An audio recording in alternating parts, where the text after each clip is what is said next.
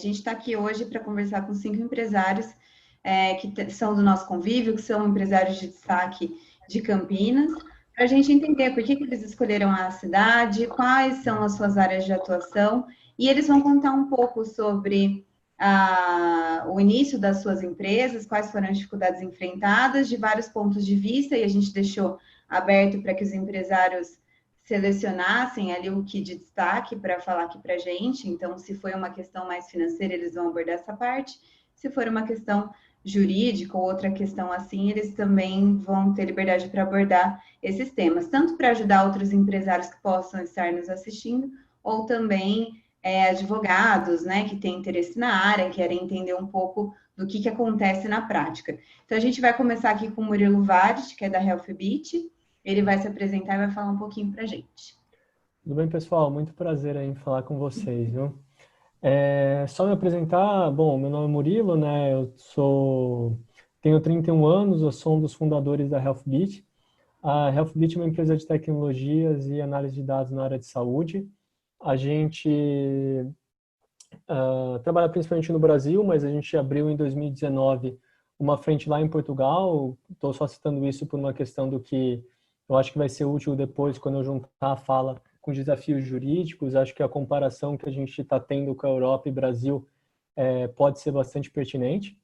A Healthbit foi fundada há 5 anos, foi fundada em maio de 2015, então um pouquinho mais de 5 anos agora.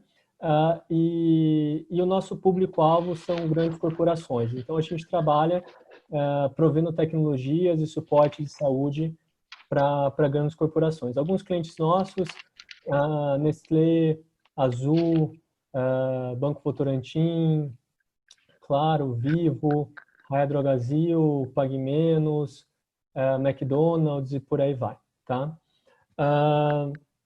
O nosso escritório aqui fica em Campinas, então fica a 4 quadras da Unicamp. Já vou falar um pouco mais depois sobre o porquê de Unicamp e tudo mais.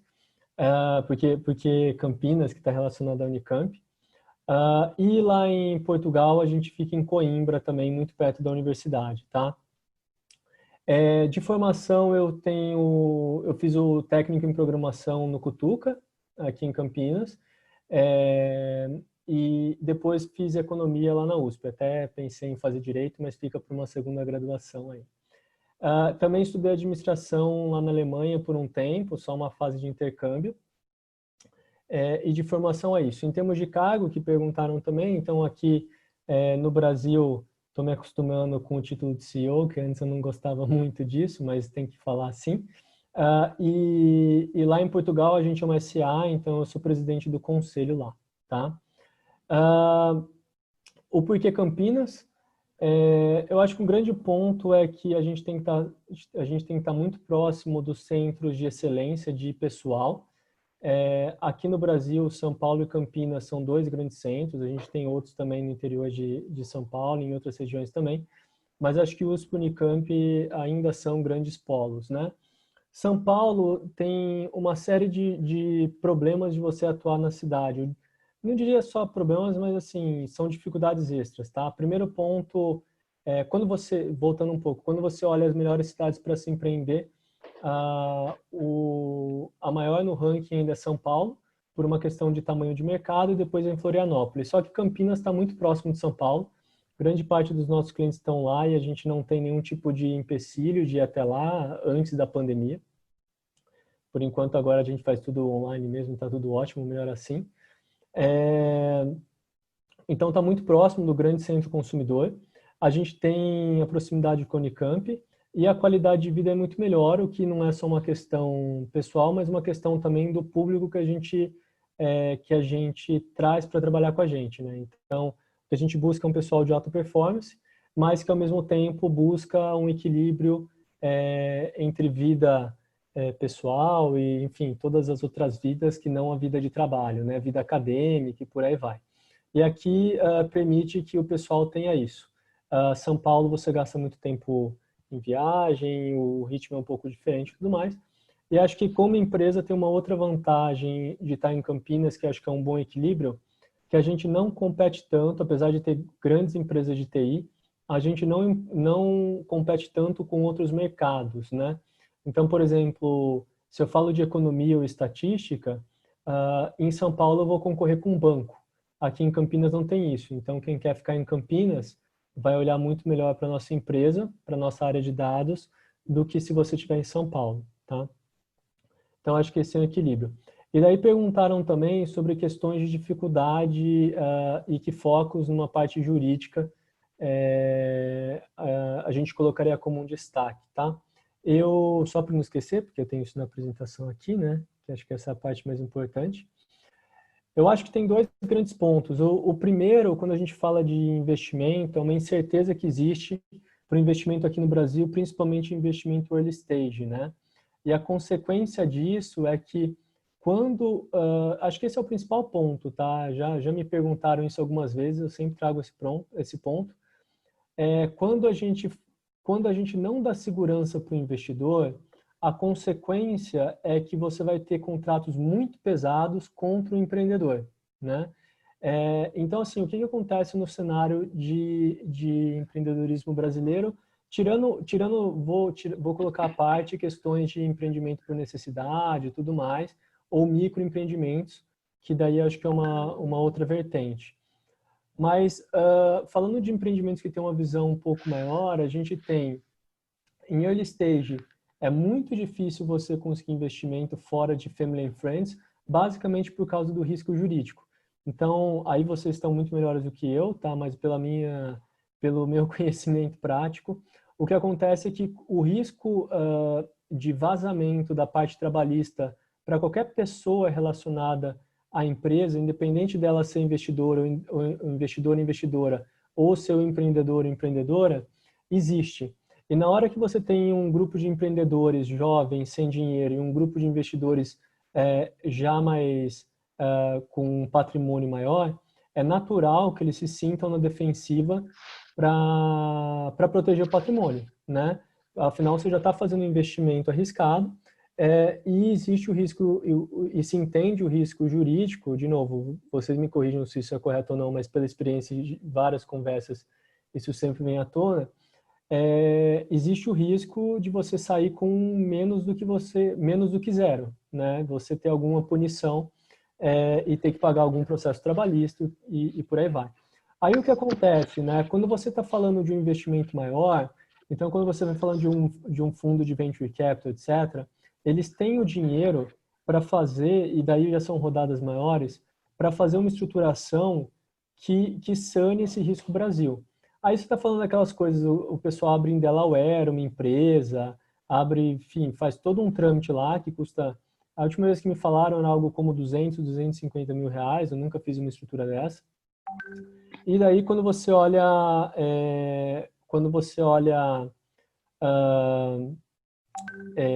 para um early stage normal, só esse dinheiro de construção ele já mata o investimento que você faria.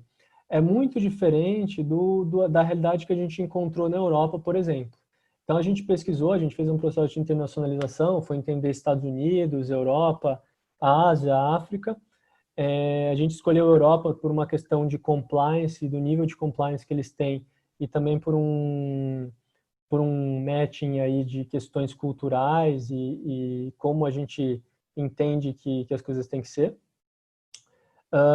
E lá, por exemplo, a gente criou uma SA direto na mesma dificuldade que a gente cria uma LTDA aqui, né, uma limitada aqui.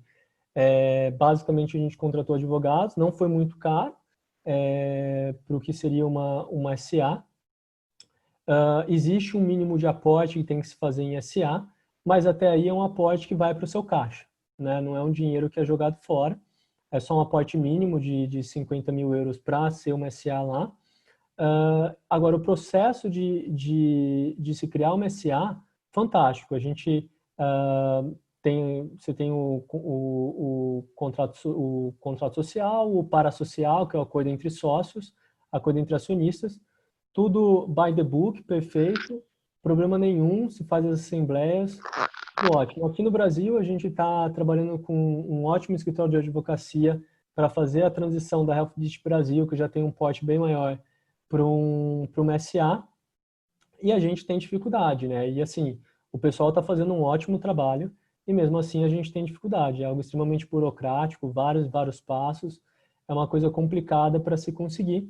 E a ideia de SA é justamente por um movimento que a gente tá estudando, que daí a gente tem que dar uma segurança jurídica maior para terceiros, né? O outro ponto acho que é a incerteza como um todo. Essa é uma máxima econômica, né, que qualquer ambiente com incerteza é um dos piores cenários para qualquer empreendedor, empreendedora, gestor e por aí vai, né? Então, a gente está sentindo isso numa questão, vou pegar aqui um exemplo, numa questão de LGPD, a gente está bastante preparado, a gente já tem investido nisso há muito tempo, aí desde o final de 2018, e como a gente já estava começando a estudar e trabalhando em Europa, se preparando para lançar a Rapid Portugal, a gente já estava vendo a legislação europeia, só que a gente não tem nem ideia do que vai ser na prática o que acontecer aqui. Então, assim, a rigor, a gente está muito mais preparado do que a gente até deveria. Eu imagino até que a gente está fazendo mais coisa do que seria o necessário, mas a gente não sabe o que vai acontecer. Então, essa incerteza te faz se preparar, às vezes, até muito mais do que você deveria, o que é bom, mas também é um desperdício de esforço, né? Acho que esses são os dois principais pontos aqui que eu vejo. Especificamente um que, na minha visão, atrapalha muitos empreendedores é essa questão de investidores, da segurança jurídica para fazer investimento, principalmente early stage. Depois que você vai para CA, etc., aí são outros 500. E acho que o ambiente que é mais incerto ou que você não sabe muito bem o que esperar, atrapalha, né? Só fazer um paralelo com a Europa, por exemplo. Na Europa, até agora, espero não ter que pagar minha língua depois, mas até agora, tudo que a gente esperava deles está acontecendo. Assim, a gente fez um monte de investimento em 2019, 2020 o governo liga para a gente e fala, olha, a gente está vendo aqui que vocês estão investindo, eu vou te devolver imposto. Ótimo, né?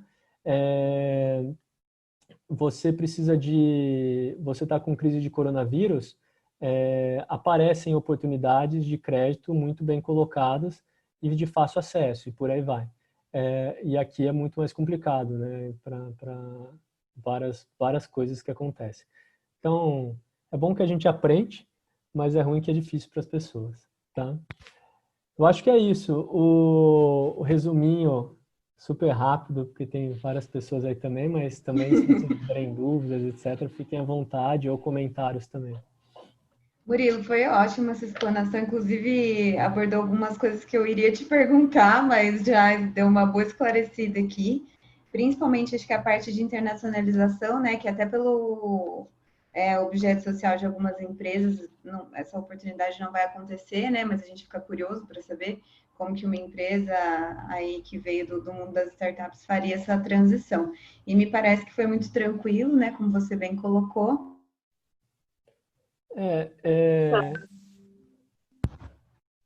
E acho que ela tá pingando ali. Caí, não sei por quê. Tá oscilando um pouco. Pode Tá. continuar. A gente não tá te ouvindo mais, Má. Acho que ainda não, mas enquanto isso, vamos ocupar o tempo aqui. Vocês estão me escutando, gente? Agora estamos. Eu não estou escutando ninguém agora. Tá. Mas enfim, eu não estou escutando nada. Vai falando, eu não estou escutando. Tá bom. Deixa eu mandar uma mensagem. De internacionalização, acho que compartilhando um pouco a experiência, eu acho que uma coisa que a gente fez certa, a gente contratou um consultor muito, muito bom, que inclusive trabalhou na Apex, foi um dos responsáveis por todo o processo das exportações dos primeiros softwares aqui no Brasil, etc., que é o Gilberto Lima, da Going Global, e ele ajudou muito a gente nesse processo de internacionalização, em entender o perfil de cada um, conhecer as pessoas, e a gente realmente visitou bastante os locais para entender cultura, entender o mercado, antes de fazer o movimento em si. Assim, acho que foi um investimento pré-operação que se pagou bastante até agora. É isso. Pronto. Agora eu consegui, agora já foi o que eu consegui ocupar. Obrigado, viu, Murilo. Acho que a Má tá com a internet um pouco oscilando, mas acho que eu vou dar andamento aqui. Obrigada, Mariana, Murilo. Foi ótima a Gente, eu apresentação. tô muito tentando bem. retornar aqui. Vocês estão me escutando? Estamos te ouvindo, Má.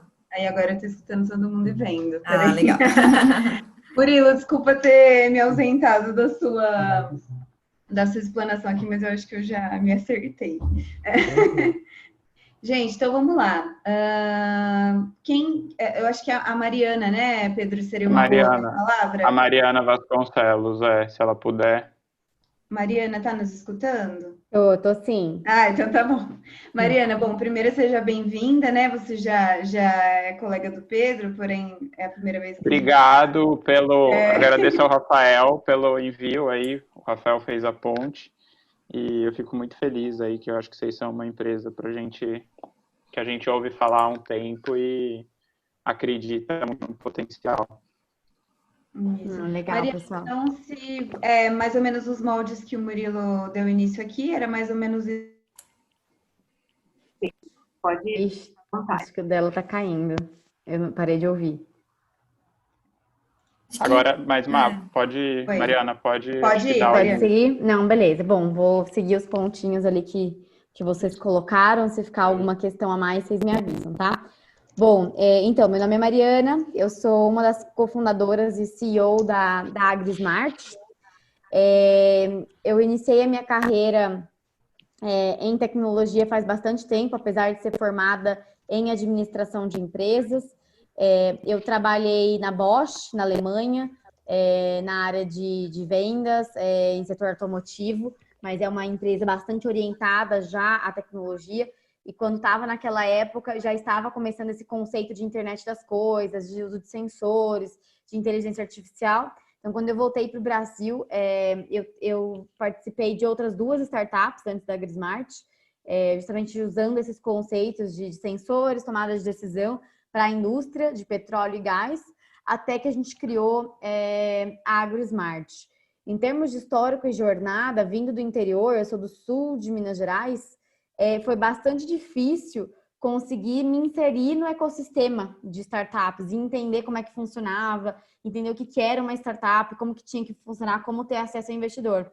E aí o porquê Campinas vem daí, né? A gente, poucos dos contatos que a gente tinha era muito baseados na Universidade Federal de Itajubá, que tinha um ecossistema de inovação forte, tinha algumas conexões, que a gente se conectou com a Baita, que é uma aceleradora de Campinas, né, que ficava ali dentro da Unicamp, e que é formada por alguns executivos de mercado. Então, quando a gente passou no programa do Startup Brasil, a gente escolheu a Baita, escolheu Campinas, tanto pelo time da aceleradora, quanto pelo hub logístico que a gente entende que é Campinas. Que para nós que estamos no agronegócio, a gente precisa ter muito acesso ao interior, né? Tanto de Minas quanto de São Paulo, que dá para ir de carro muito fácil. E Viracopos é um aeroporto que faz bastante voo para as outras cidades pequenas via Azul. Então fazia muito sentido para a gente estar ali, no tanto que tem várias outras empresas do agro que também estão estabelecidas na região, né? Não só Campinas, mas Limeira, Paulínia, Olambra, justamente por causa desse hub. Então foi por isso que a gente veio para Campinas. Quando a gente veio para Campinas e a gente participou da Baita, a gente não tinha advogado, então acho que foi a nossa primeira, né? Como negociar com a aceleradora. E aí aquela história de que o advogado da aceleradora é o seu advogado, porque o empreendedor está começando e não tem dinheiro, né? Então, eu acho que o nosso acordo não foi muito bom, né? Como aceleradora, a gente não negociou tão bem. E depois, quando eu for receber a minha série A, né? Foi aquele feedback, olha, eu acho que vocês negociaram mal, né? Lá atrás.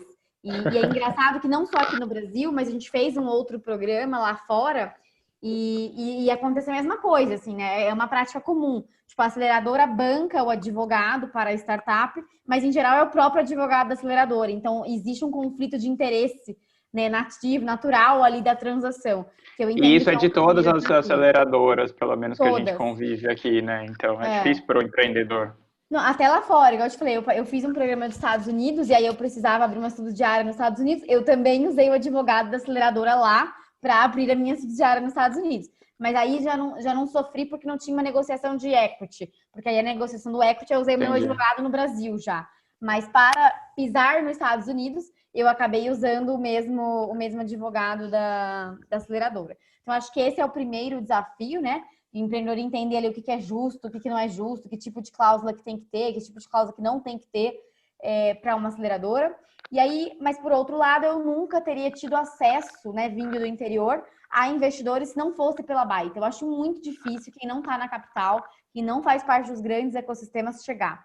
E aí, graças a Deus, está tendo esse desenvolvimento de ecossistemas locais, né? Quando a gente olha para o agro, a gente vê Piracicaba, Cuiabá, montando hubs, né? E pessoas de influência trazendo os investidores até lá. E aí eu acho que tem o segundo desafio jurídico, que é receber o investimento de um fundo profissional. Então, uma vez saindo da aceleradora, indo para o fundo profissional, quando a gente veio para a Baita, a gente veio fisicamente, mas o CNPJ continuava em Minas Gerais. E aí, quando a gente foi receber o fundo, né, de investimento do Fundo Paulista, existe uma restrição do CNPJ ter que estar em Campinas. Então, já houve essa complicação burocrática que eu acho que não existe nos Estados Unidos. Todo mundo está em Delaware, não importa onde você opera, o que você faz da vida, está todo mundo em Delaware, então não tem esse negócio de que mudar a empresa de lugar, né? Tivemos que mudar a empresa de lugar e tivemos que virar uma empresa SA, que eu acho absurdo até hoje a gente ser uma empresa SA. Né? Eu acho que como startup a gente tem tanto mais coisa para fazer e recursos limitados e pessoas limitadas, e a governança de uma empresa SA é muito puxada, né? Ela te obriga direto a ir para o lucro real, ter reports, ter que registrar tudo na junta, ter um conselho de administração formal. Toda startup tem um board, mas geralmente é um advisory board. O nosso não, é um conselho de administração, que tem que ter ata, que tem que ter responsabilidade legal. Então, assim, não gosto do fato de extremamente cara a estrutura no Brasil, de você ter que ter uma SA para receber um fundo de investimento. E pensando, né, a gente está completando nosso 6º ano, era muito difícil a gente entender como é que funcionava uma SA lá atrás. Nós fizemos vários e vários erros contábeis, porque até o contador em Campinas também não entendia o que era uma SA direito. Ele falava que ele tinha experiência, mas não tinha experiência de verdade. E aí a gente sempre tomava um pau, porque toda hora a gente fazia coisa errada. Então eu acho que a gente perde muita energia nessa estrutura. E aí, à medida que a gente foi amadurecendo, etc., eu começo a ter uma implicância também com a lei de falência que existe no Brasil. Eu acho absurdo a lei de falência levar a responsabilidade para a pessoa física. Então, quando você é uma startup, tem os vales da morte, né? A Grismart já passou ali por alguns vales da morte. Então, entre a nossa segunda e terceira rodada, a gente literalmente ficou sem caixa, teve que fazer um bridge, né? Um bridge round com um empréstimo, etc.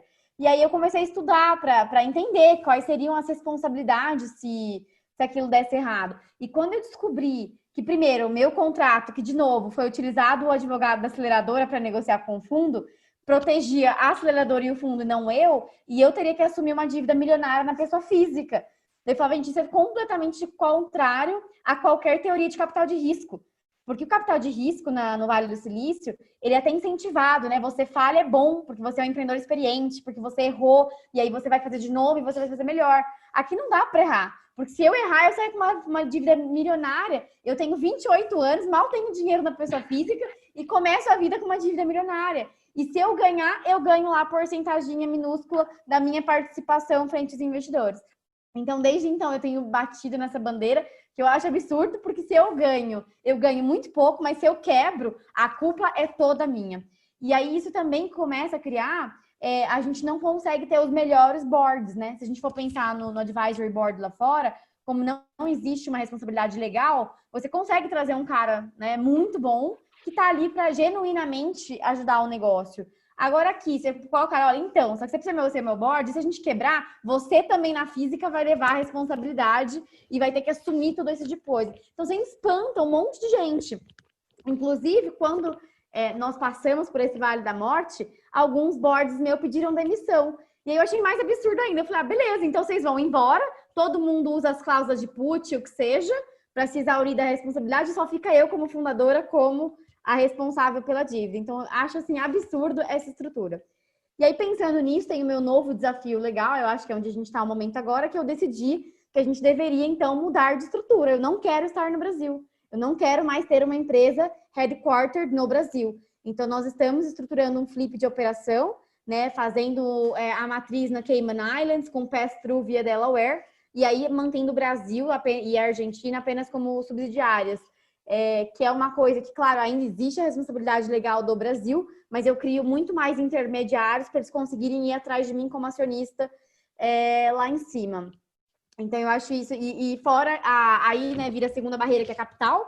Então, a partir do momento que a gente está indo para nossas séries B, né, para receber aportes de capital nas séries a gente passou na diligência de alguns fundos de fora com muito sacrifício, porque além de ser diligenciado a nossa contabilidade, nosso legal, existe uma desconfiança de corrupção enorme, de chegar a questionários assim, com lista de nomes de político e pegar o nosso sobrenome, tipo da Silva, Vasconcelos, sobrenomes comuns, e falar, você é parente de tal político, tal funcionário seu é parente do Lula, tal pessoa, tipo assim, vai muito mais a fundo para verificar qualquer tipo de corrupção, e aí eu fico menos competitiva, minha diligência é mais cara e é mais demorada, e como a gente tinha uma necessidade de caixa, a gente acabou fechando com fundos brasileiros, fechou só um de fora, e não fechamos alguns estrangeiros, mesmo sendo aprovados na diligência, porque o tempo para eles conseguirem fazer o deploy do dinheiro no Brasil era muito longo. Para se ter uma ideia, uma dessa operação foi feita em convertible, né? E a gente ia esperar 180 dias da transação para não pagar o IOF do cara converter, que eu também acho absurdo. Ter o imposto, o cara tá investindo... É como se não entendesse o instrumento, né? Não consegue separar o equity da dívida de verdade. Até hoje, esse cara não conseguiu converter. E os meus acionistas lá, eu tenho 2 dos Estados Unidos, falam, eu não entendo porque eu tenho que fazer isso que você está me falando. Por que eu tenho que ter um registro no Banco Central? Por que eu tenho que fazer tal coisa? Por que eu tenho que contratar um representante, ter um banco, etc., para fazer a transação no meu nome? Então, eu achei extremamente complicado. Então, pensando em rodadas futuras, até pela questão do time, a gente decidiu flipar a operação.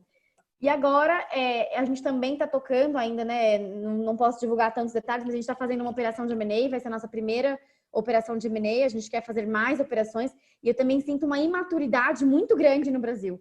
Até quando a gente vai falando com os escritórios, né? Ou são escritórios muito grandes, que fazem as transações de M&A, né, para o meu banco, pro Bradesco, etc., mas que não estão acostumados a fazer essas estratégias de aquisição e absorção entre startups. Então, veja, o custo, né, de um contrato, quando eu fiz os orçamentos aqui, era absurdamente maior do que se eu fizesse direto nos Estados Unidos. Então, cada vez mais eu vejo a gente migrando para decisões e toda a questão que é societária e etc., não serem feitas no Brasil. Então, eu acho que falta informação dos dois lados, né? Acho que tem muito escritório querendo entender mais o que é uma startup, querendo participar e querendo se especializar, mas o custo muitas vezes ainda não fecha. Vários me falam, nossa, mas o trabalho que eu tenho com você é quase o mesmo que eu tenho uma grande empresa, só que a minha capacidade de pagamento é muito menor. Então, eu não sei aí onde que está a resolução do problema, mas eu acho que temos muito que amadurecer ainda como ecossistema de inovação. E eu acho que vocês, como advogados, além de prestadores de serviços, né, tanto para nós quanto para grandes empresas, têm um papel, né, de cidadão, de brigar aí para esse custo do Brasil e para essa burocracia do Brasil, né? E entender. Então, eu lembro que eu tive a oportunidade de conversar lá no MCTIC, em Brasília, e quando eu contei para ele que eu estava indignada da lei da falência, eles não sabiam. Então, parece que nem o nosso governo sabe a lei que está escrita. Então, tem que ter uma pressão do lado jurídico, né, dos comitês, das associações, para poder fazer uma mudança de lei, porque é impossível. E aí, o pessoal gosta de usar a AgriSmart como case, né, o Brasil usa bastante, a gente por causa da agricultura sustentável, mas logo eu já não vou ser mais uma empresa brasileira, porque eu não consigo crescer aqui. Mariana, assim, tá todo mundo me escutando, gente? Fiquei meio traumatizada aqui com o negócio. Então, Mariana, obrigada. Eu achei essa explanação muito boa, ela é muito clara. E ela traz, assim como o Murilo, muito parecidas, né? As dificuldades em vários pontos, mas você enfatizou algumas outras coisas que eu acho bem relevantes, que eu quero retomar no final. Vou tentar acelerar ao máximo, porque eu sei que você tem horário, né? A Mariana vai nos deixar às 8h30. Mas, assim, esse custo do Brasil é terrível. E queria fazer só um comentário que eu acho muito triste, que assim como o Murilo também viu a chance de sair do Brasil, você também está saindo, mas ao que parece meio que de vez, e é realmente muito triste o que você falou. Você começou aqui, você queria desenvolver todo o seu potencial aqui, mas você não consegue. Então, isso é muito ruim. A gente, de fato, não tem um ambiente que fomenta, né, a atividade de nenhuma maneira, e a inovação, como você falou, ela assim, não tem um ambiente para isso aqui, né? Então, eu acho assim, meio... Eu sei que a gente não está no momento bom para más notícias, mas essa é mais uma delas que a gente está vendo. Tanto a ciência está perdendo cada vez mais pessoas para fora, quanto vocês, empresários, inovadores, também estão saindo. Então, assim, só essa pontuação desde já. E, Pedro, você quer fazer mais algum comentário? Mariana, agradecer aí. Acho que daqui a um tempo a gente vai te chamar para um capítulo só de societário. Porque foi muito boa a aula, assim, porque a gente precisa... Eu como CEO, se eu entrar no trabalhista, então a gente nem sai daqui, né? E além de falência, a gente nem vai comentar, né, Mar? A gente nem vai comentar. A Marcela e a Maria Laura são mais da falência. A gente tem esse background aí para poder falar contigo, mas a gente não vai precisar entrar nesse mérito na prática, não. Mas eu agradeço a disponibilidade, foi excelente, assim, e muito obrigado mesmo aí pela disposição. Mariana, eu vou tentar trazer, né, Pedro, o resto do pessoal para falar antes de você sair todos, e aí, se possível, eu te dou uma chamadinha antes de você ir embora, só para finalizar aqui, tá bom? Beleza. Beleza. Obrigado, viu, Tamar? Bom, Maria Cristina, quer falar com a gente agora? Vou aproveitar que você está aqui na minha telinha. Pode ser, pode Então, ser. tá bom. Então pode dar início, Maria. Tá bom, boa noite, obrigada aí pelo convite, Ana Tereza aqui, doutora Ana Tereza que me chamou aí, eu fico, como a Mariana disse, a gente tem que usar todos os nossos caminhos e nossas fontes para divulgar o que a gente passa e quem sabe uma hora vai se juntando e consegue melhorar esse ecossistema aí que realmente tem muitas dificuldades. E então eu sou a Maria Cristina, da fundadora da Noviga, é uma empresa de ingredientes de alimentos, então é uma food tech. E a gente começou, na verdade, a empresa começou meio sem querer de uma patente de doutorado. Então eu já tinha trabalhado em empresa, fiquei 10 anos e voltei para fazer mestrado e doutorado na Unicamp, que eu estudei lá também engenharia de alimentos. E no doutorado, como eu já tinha experiência em indústria, o produto que a gente desenvolveu durante o doutorado, ele pôde ser feito uma patente dele, né?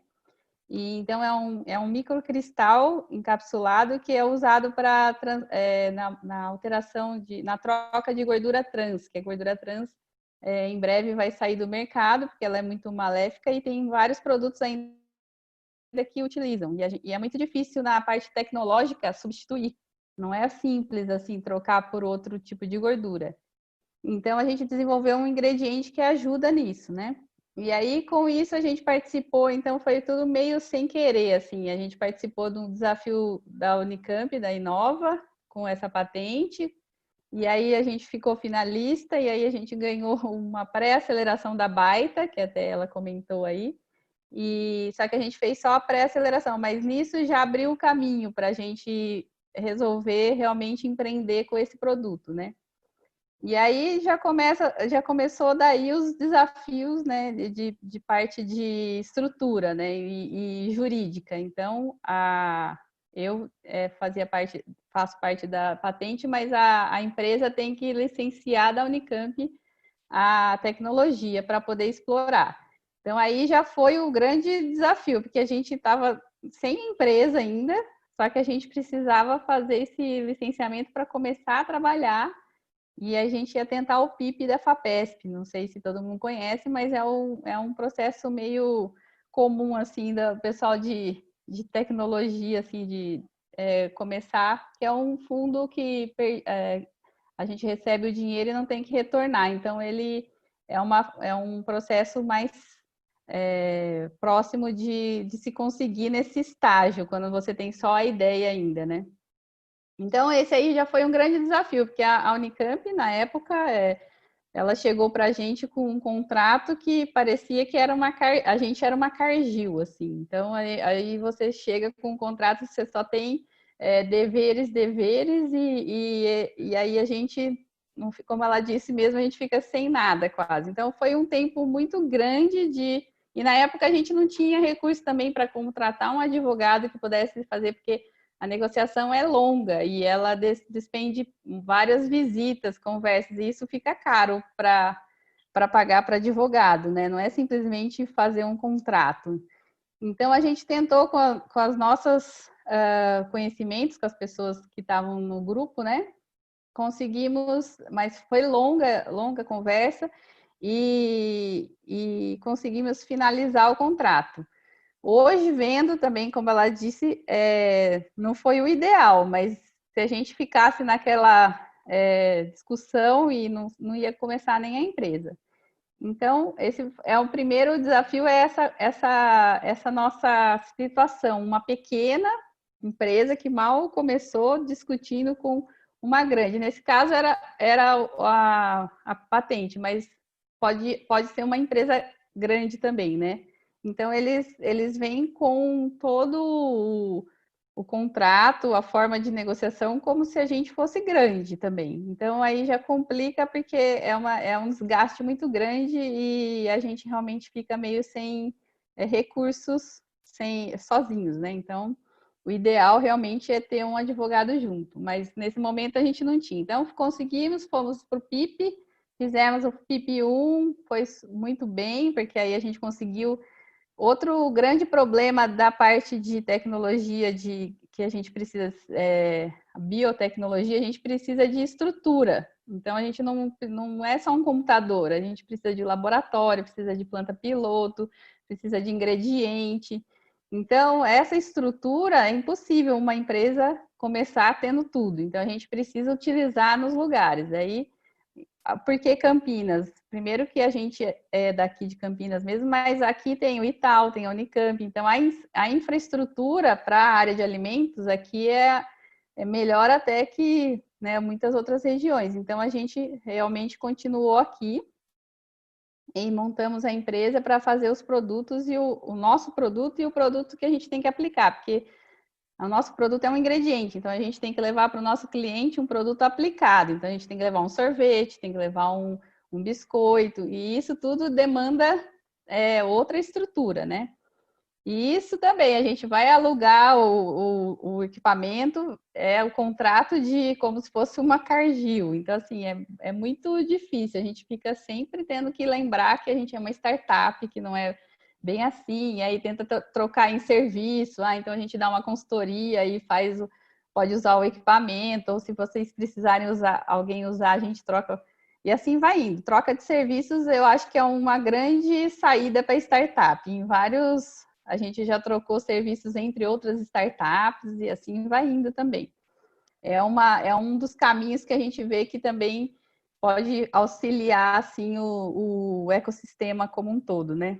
E aí a gente conseguiu, então, com alguns programas de ligação entre empresas grandes e startups, a gente participou de um programa com uma empresa grande aí de biscoitos, a líder de mercado, e aí a gente conseguiu começar os testes dentro da empresa. Então, assim, para gente foi um caminho muito importante, porque para a introdução nas empresas também é difícil. A gente, uma pequenininha, que mal começou, chega com ingrediente lá, dentro de uma Nestlé, de uma Mondelez, ela dificilmente abre a porta para poder testar. Então, e como é um ingrediente novo, a gente tem que sempre fazer o contrato de confidencialidade, então já entra outro parte jurídica que esse já está um pouco mais batido, já tem os padrõezinhos, mas a gente sempre tem que ficar esperto, porque sempre eles colocam algumas cláusulas lá que você fica depois preso, né? Então, esse também é um ponto que às vezes a gente quer entrar logo no cliente, mas tem que tomar cuidado, porque às vezes nesse contrato você fica preso e às vezes você perde até aquele segmento, você não pode mais trabalhar naquele segmento e às vezes a própria empresa nem utiliza seu produto, você fica meio restrito ali. Então, parece bobinho, mas ele é importante e tem que ser feito mesmo. E aí, como a empresa a gente não tem capital para poder montar uma empresa, uma fábrica, né, para fazer o nosso produto, a gente vai fazer parcerias de produção. Então, a gente vai terceirizar a produção dos nossos produtos. E aí é outro desafio grande, porque aí o contrato com essas empresas tem que ser muito bem feitinhos. Aí esses, assim, é como a Mariana disse também, a gente já cotou, assim, são vários preços e tem umas coisas absurdas. Só que nesse ponto a gente não tem como escapar, a gente tem que fazer mesmo porque são pontos que a gente não tem noção dos perigos, né? E a empresa, uma delas já parceira que no fim não deu certo, mas a primeira versão que ela mandou o contrato era assim super horrível, tudo para eles e nada para a gente, assim, mas parecia que a gente era bobo, deu até raiva. Mas aí conversando, e depois a gente pediu para um advogado nos ajudar, a hora que a gente mandou o nosso, que assim, eu juro que era para produzir e comercializar, um negócio super assim, então eles iam ter acesso muito à tecnologia. Eu acho que tinham 5 páginas mesmo, só o que eles mandaram. Aí eu falei, não acredito, não tá contando nada, assim. E aí eu acho que quando eles devem fazer, e como a startup está naquela ânsia de ter o primeiro cliente e está querendo começar, e aí assina de qualquer jeito, né? Então a gente falou, não, mas não pode assim, inclusive porque a gente tem um contrato com a Unicamp, né? Então a gente fica no meio, porque se a gente faz alguma coisa errada lá para frente, da frente, a Unicamp pode até processar a gente também. Então, como a gente fica no meio, a gente tem que ser mais cuidadoso ainda, né? Então a gente mandou um assim bem mais elaborado e no fim até desistiram da parceria. Então a gente já buscou outros e aí, mas eu acho que a gente tem que tomar muito cuidado, porque como a gente, até eu comentei com essa empresa, eu falei assim, para a gente, esse não é um projeto como se fosse um projeto dentro da empresa. Para a gente é a nossa empresa. Se não der certo esse produto, acabou a empresa. Então, assim, essa visão para a grande empresa é diferente, porque eles têm dentro vários projetos. Então, um projeto não deu certo, eles têm vários outros, mas para a gente, que é a startup que está lá dentro, é a empresa, né? Então, a gente tem que tomar muito cuidado com isso, assim, a gente tem que zelar pela nossa empresa. E assim, eu achei muito interessante que, no seu caso, você tem uma outra dificuldade que talvez o Murilo e a Mariana não tenham tido tanto, que é essa necessidade do lugar, né, para desenvolver o seu objeto aí. Então, eu achei bem legal você ter pontuado essa parte. Essa é a nossa briga, assim, eterna nesse ecossistema de food tech, biotech, também precisa de laboratório e tudo. Então, assim, a gente não tem, a gente brinca até que devia ter um collab, assim, um laboratório que todo mundo pudesse usar, porque a gente tem que montar o nosso, o outro monta o dele, e aí cada um vai trabalhando meio sozinho e é dispendioso, né? E a gente não usa o tempo inteiro todos os equipamentos. Com então, certeza, assim, é muito caro, né? Muito caro. E a gente vai alugar os equipamentos, assim, serviço para a indústria. E aí a gente não tem como, né? Então é uma luta grande, assim. Aí a gente vai para nossa casa, faz algumas coisas. Claro. Não, tem coisa que não dá para fazer tão caseiro assim para levar para cliente, né? Então, assim, é uma briga da nossa área, assim, a gente fica lutando, a nossa bandeira, como disse a Mariana, a nossa bandeira é essa, estrutura. Porque a gente vê muita empresa, muita ideia legal, assim, mesmo dentro, a gente participa bastante desses eventos de inovação, assim, que o pessoal faz, né, tipo esse mesmo desafio da Inova, tem um monte de ideias legais, o pessoal animado, mas desanima por ver essa falta. Essa dificuldade, né, de estrutura. Não, perfeito. Mais uma coisinha só de parte mais jurídica, que eu acho que a gente que vem da academia, um pouco, eu tive um pouco de experiência de empreendedorismo antes, mas mesmo assim, essa parte societária, a forma de entrar, porque as pessoas elas vão entrando durante o projeto, né? Então, às vezes, não está desde o início, daí entrou. E uma coisa meio sem programar, né? Porque daí você tem que fazer outra sociedade, aí tem outro custo, e às vezes não vai para frente. Então, assim, agora vai surgir outras formas aí de não é contrato, mas de acordos, né? Então tem aquele vesting, tem outros jeitos tem de algumas trabalhar, formas, né? mas é muito mal para a gente, assim, é muito mal ainda entendido, e eu acho que isso daí pode causar alguns, que nem assim, mortes de startups por má gestão dessa área aí. Dessa parte. Pessoas que participam do projeto, como que ela participa, né? Então, eu acho que Perfeito. essa parte aí é muito importante. E imposto, né? Imposto também. Também. Contador, assim, não Problema. sabe.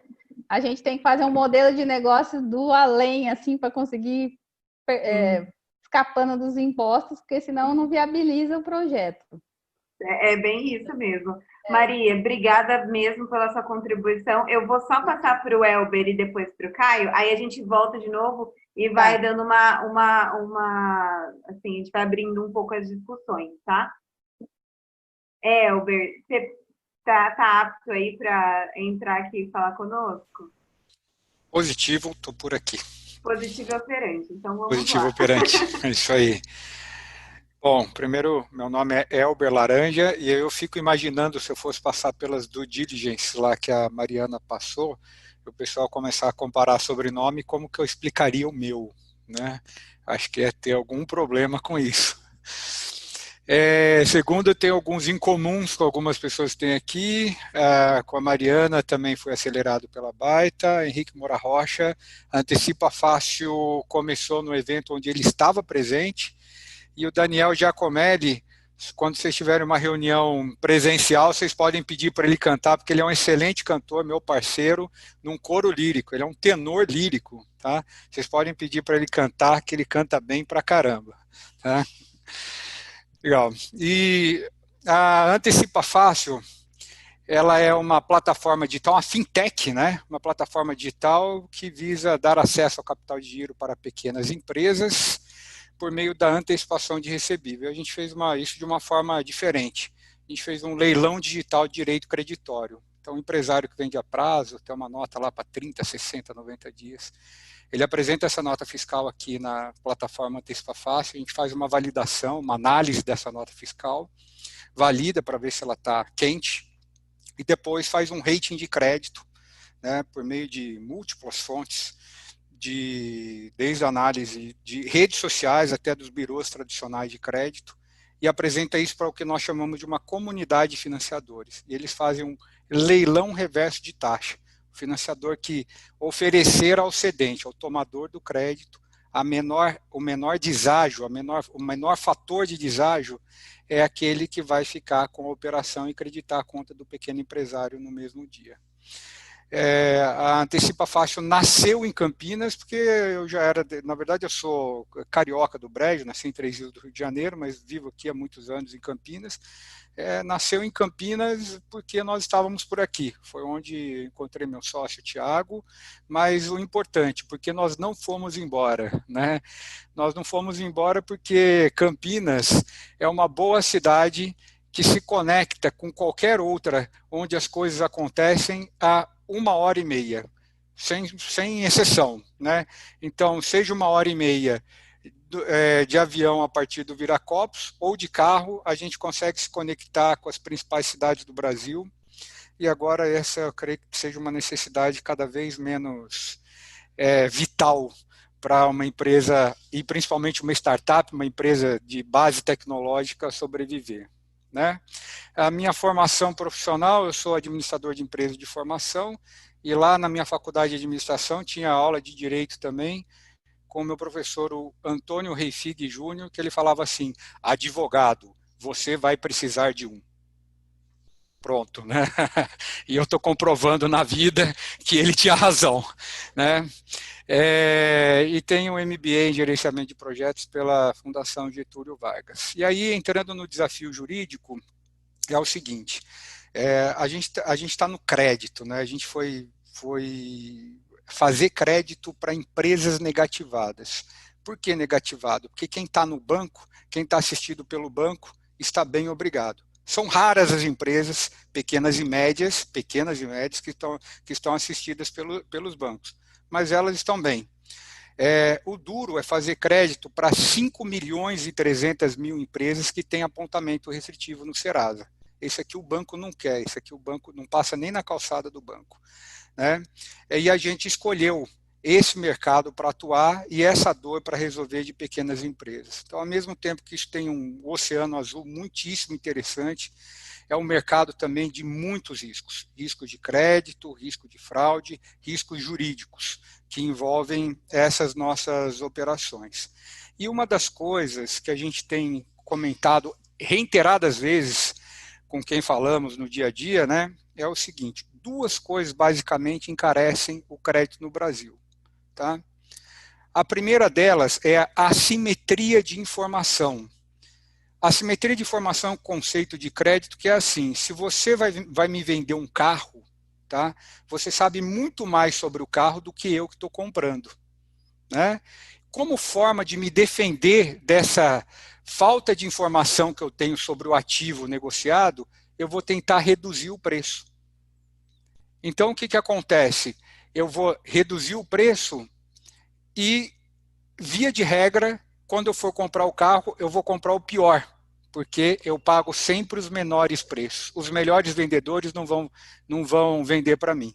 E aí eu crio uma seleção adversa. Trazendo isso para o mundo do crédito é o seguinte: quando você aumenta muito a taxa, tá, você cria uma seleção adversa entre os tomadores do crédito. E você sempre vai atender o pior, porque os melhores vão procurar outras fontes de crédito. Então, a assimetria de informação é uma coisa muito ruim para o crédito no Brasil. E a segunda coisa é a falta ou a estrutura jurídica precária para cobrar os devedores. Tem uma cultura que vocês conhecem bem, que é o seguinte: não vou pagar, não dá nada, não dá nada. E daqui 5 anos caduca. Tanto faz.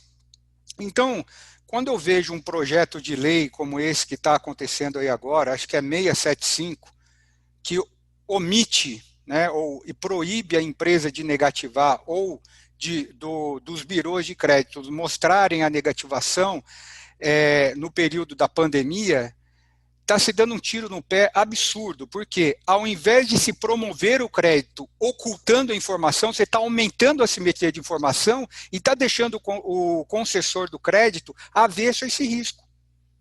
Então, se existia uma predisposição para se analisar o risco de crédito de uma empresa durante o ambiente da pandemia, numa condição como essa, onde se coloca um aumento de assimetria de informação, simplesmente o agente financeiro vai se retirar e vai falar: bom, quando eu tiver informação suficiente para eu analisar o crédito dessa empresa, eu volto. Então, quer dizer, era para promover o crédito. O legislador claramente não entende muito pouco de crédito. Entende muito pouco de crédito. Porque senão ele não aumentaria de uma forma tão brutal a assimetria de informação. E, por outro lado, aqueles que se arriscarem a promover o crédito, né,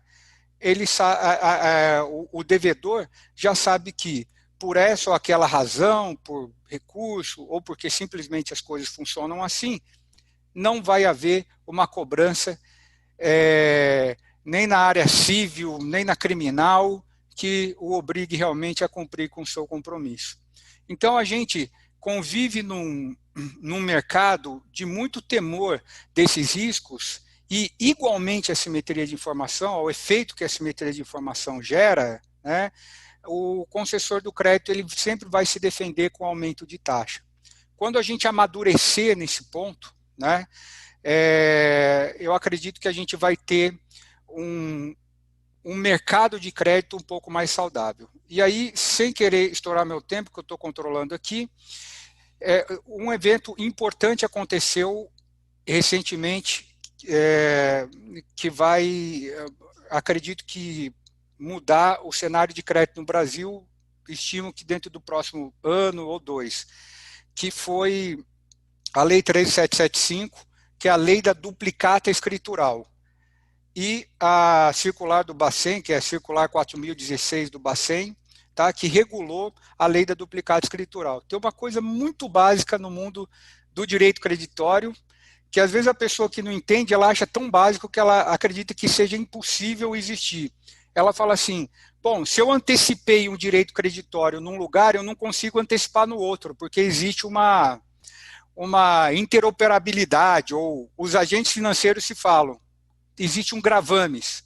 Não, não existe. Então, o direito creditório, ele simplesmente pode ser utilizado como garantia de empréstimo ou fazendo-se uma cessão no agente financeiro A, B ou C, e não existe uma interoperabilidade entre esses controles que permita garantir a unicidade desse título. E a Lei 375, perdão, gente, a Lei 3775 e essa recentíssima circular do Bacen pretende regular isso com a criação das entidades registradoras e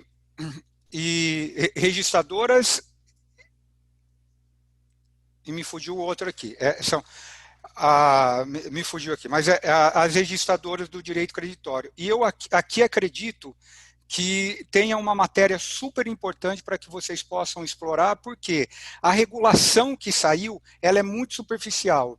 E o mercado vai se autorregular e deve ter muita matéria para análise e proteção dos direitos das partes. Analisando isso, eu quero muito que isso vire pauta, né, nos meios que se discutam crédito e cobrança, para que a gente consiga estabelecer uma relação melhor de assimetria de informação. E aí uma última coisa que eu queria registrar para vocês. Nós, do lado de cá, às vezes a gente tem a seguinte visão do advogado. Quanto pior, melhor, né? Às vezes a gente vê o advogado assim, cara, quanto mais treta der numa coisa, mais o advogado vai ganhar. Isso é recorrente nas nossas conversas como empresário e tudo mais, quando tem que recuperar crédito, quanto pior, melhor. E a gente se sente, né, o Murilo, a Mariana, a Maria, nós aqui, a gente se sente aqui tentando gerar valor o tempo todo, tentando gerar valor. E quando cai na mão do advogado, eu vi o conhecimento de causa da Mariana aqui falando, eu falei, cara, imagina quantas horas ela dedicou do precioso tempo dela para dominar tanto a matéria que ela falou, que é jurídico. Ela podia estar gerando mais valor, né? Então, a gente tem uma ideia que é assim, quando cai na mão do advogado, é aquela parte do business que não gera valor, mas que você tem que ser submisso e encarar, porque não tem outro jeito. Então, assim, um apelo, né, que eu deixo para vocês é o seguinte, galera, como que o advogado pode gerar valor nas suas ações? Eu acho muito bom que eu estou vendo, vocês me convidaram para falar aqui, e eu acho que se vocês estão interessados em startups, vocês não estão querendo mais do mesmo, tem novidade aqui. Eu acredito que o advogado também possa trazer novidades para nós. Deixar aquela figura do cara que quanto pior, melhor, que gosta de alongar aquela encrenca jurídica, que é contra o acordo e sim a favor do litígio, e imaginar, caramba, tem uma startup, uma empresa que quer gerar valor para os seus acionistas, para os seus fundadores, para os seus usuários e para a sociedade. Como é que eu vou ajudar esses caras a serem melhores? Muito obrigado aí. Obrigada, gente. Albert, foi bem legal a sua explanação. Acho que você colocou aqui alguns pontos que muitos empresários gostariam. Então, você fez aí, às vezes, de milhões de pessoas. Estou advogando pelo empresário. Você está advogando pelo empresário. Depois eu vou fazer uma defesa em nome dos advogados aqui. Mas, por hora, a gente vai ter que se despedir da Mariana, né, Mariana? Isso, exato. Estava esperando aqui. Muito legal, pessoal, escutar a história de vocês. Eu acho que, como ecossistema, é muito importante a gente compartilhar. Me identifico com vários desafios que eu ouvi da Maria, do Murilo, do Elber, né? Então, a gente também passa pelas mesmas coisas, então é legal escutar. Achei super válido. Obrigada aí pelo convite.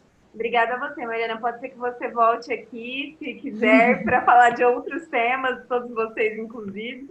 Então, a gente agradece muito o seu tempo e foi muito, muito bom os seus pontos, tá? Depois essa live vai ficar gravada pelo que a Carol da comissão nos disse, e aí a gente passa direitinho para você assistir, se você tiver interesse aí no restante das discussões, tá bom?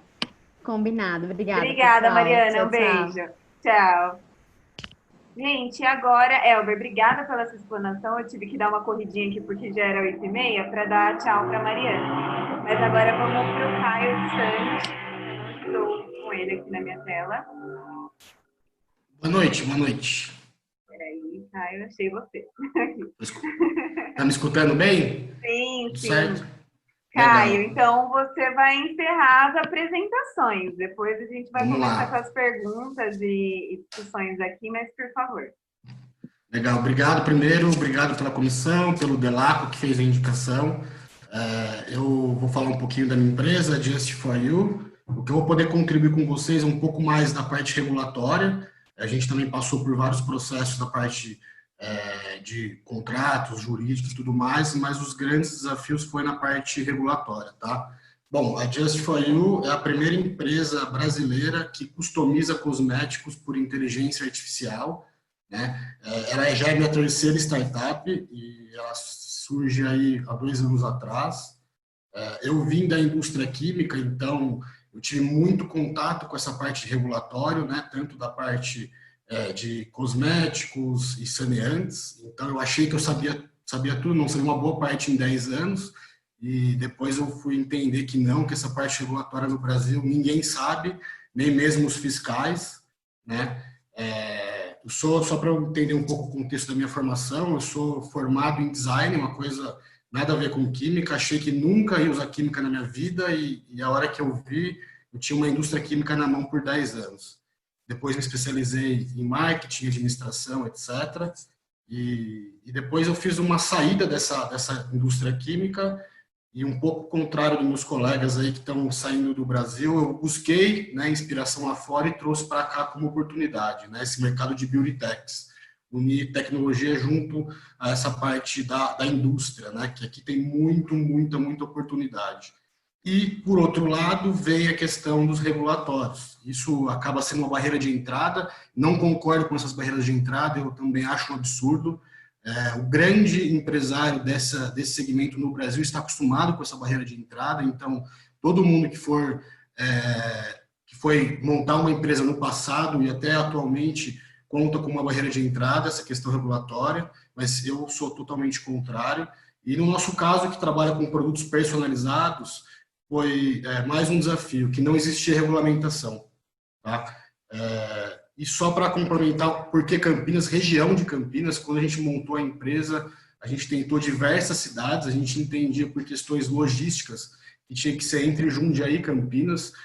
A nossa empresa é uma empresa nativa digital e a gente é um direct to consumer, né? Então, é esse modelo novo que ele vai direto no consumidor final. Então, eu preciso estar num centro logístico muito bom para conseguir entregar rápido, né, via e-commerce. E o nosso modelo de produção ele é descentralizado, né? Então, a nossa ideia não é centralizar a produção. Então, eu vou criar laboratórios, vou criar indústrias nos grandes polos para diminuir o last mile. Então, por isso que fez sentido a região de Campinas.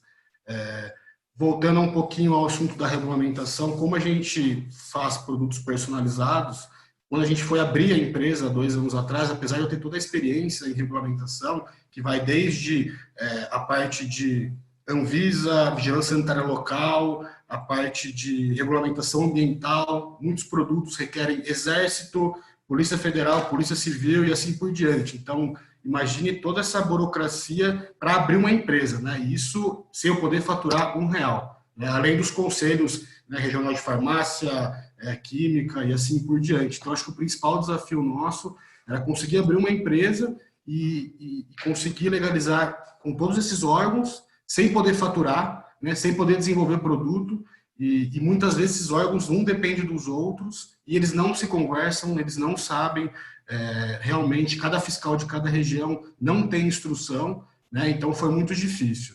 A gente começou a empresa como indústria química, e depois de brigar por 1 ano, passar por Campinas, Valinhos e outras cidades, a gente foi acabar sediando hoje a empresa em Vinhedo, né, também aqui na região de Campinas, porque a gente conseguiu entender que aqui a parte da fiscalização era o melhor preparado para nos receber e entender como que o nosso produto funcionava, né? E além disso, a gente acabou saindo da indústria de cosméticos e viramos um grande laboratório de manipulação.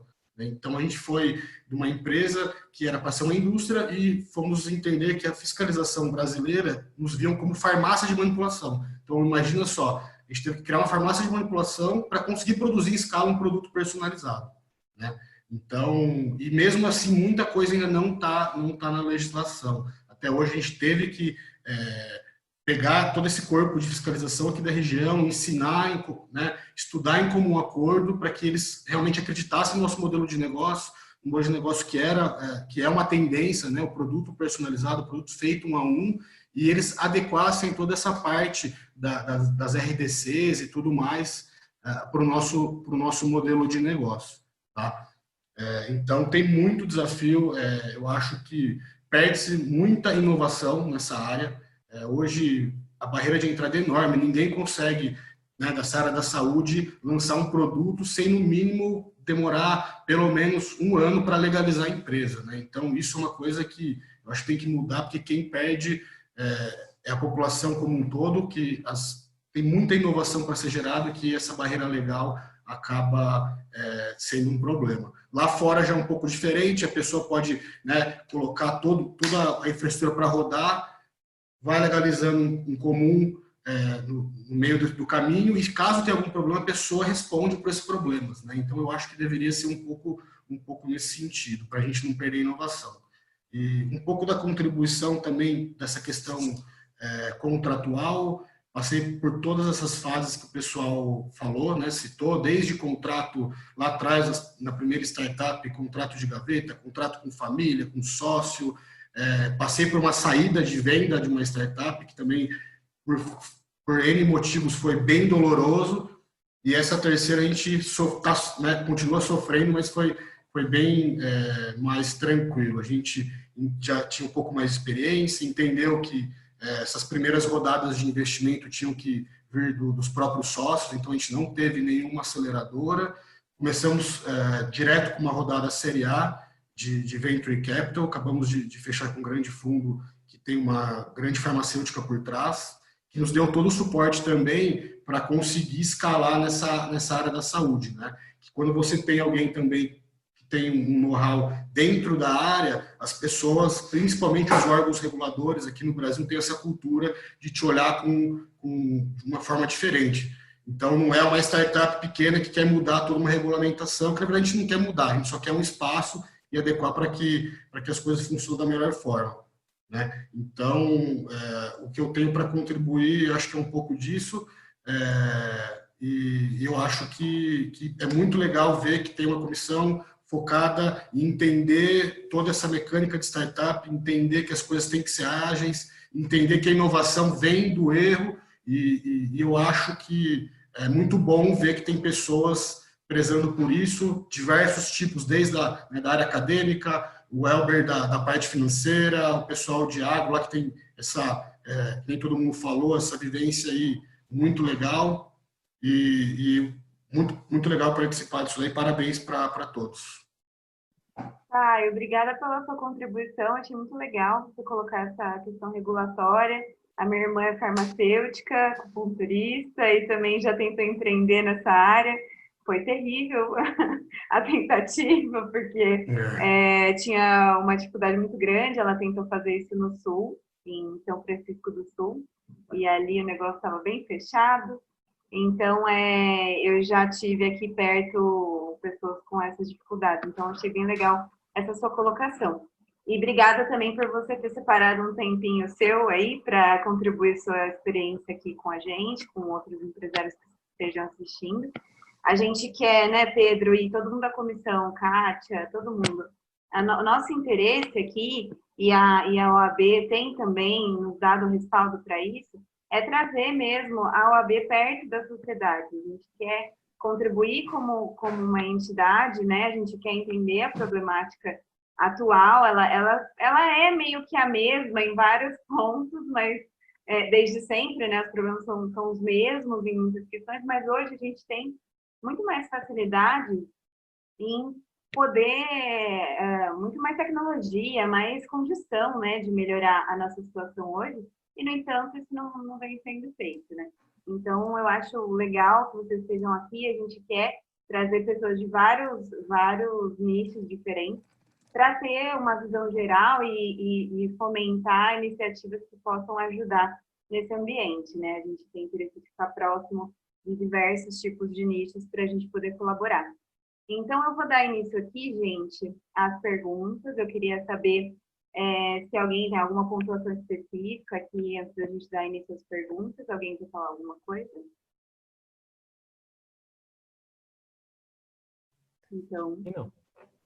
o Pedro acho que está falando, mas não está falando. Eu queria reforçar a pergunta do Henrique para o Elber sobre o Pix e o Open Banking, como que ele está enxergando que isso vai afetar o modelo de negócio dele e as fintechs de uma forma geral. O Pix deve afetar porque a gente tem um produto que é a conta consignada, que eu me posiciono como gestor interveniente em uma conta escrow, né? Uma escrow account é uma conta vinculada. É um produto bancário que era destinado a M&As e o mercado de fomento comercial adaptou para fazer antecipação de direitos creditórios de empresas que só pagam por meio de crédito em conta. Então, a TED faz parte do dia a dia da nossa operação. A expectativa que a gente tem, tanto num caso quanto no outro, é que melhore. Tá? A gente tem a expectativa de fazer, por exemplo, operações 7x24. Hoje a gente é limitado pelo horário da TED. Então, nós vamos ter a opção de fazer operações mais rápido. E o Open Banking, eu acho que a Antecipa Fácil passa por isso também, porque o empresário tem conta na Antecipa Fácil e a gente empresta a estrutura de banco e o código de compensação de uma instituição de pagamento, né? E quanto melhor regulado e mais claras estiverem as regras para esse relacionamento e para o compartilhamento de dados, né, propriedade e compartilhamento de dados, mais segurança a gente tem para operar, para conseguir investimento e para levar valor para o nosso usuário. Então, a gente está vendo como positivo essas duas coisas, e eu acho que a gente está passando por um excelente momento de relacionamento com o regulador. O regulador, ele está olhando para o movimento de fintechs e está fazendo de tudo para não atrapalhar. Dentro das suas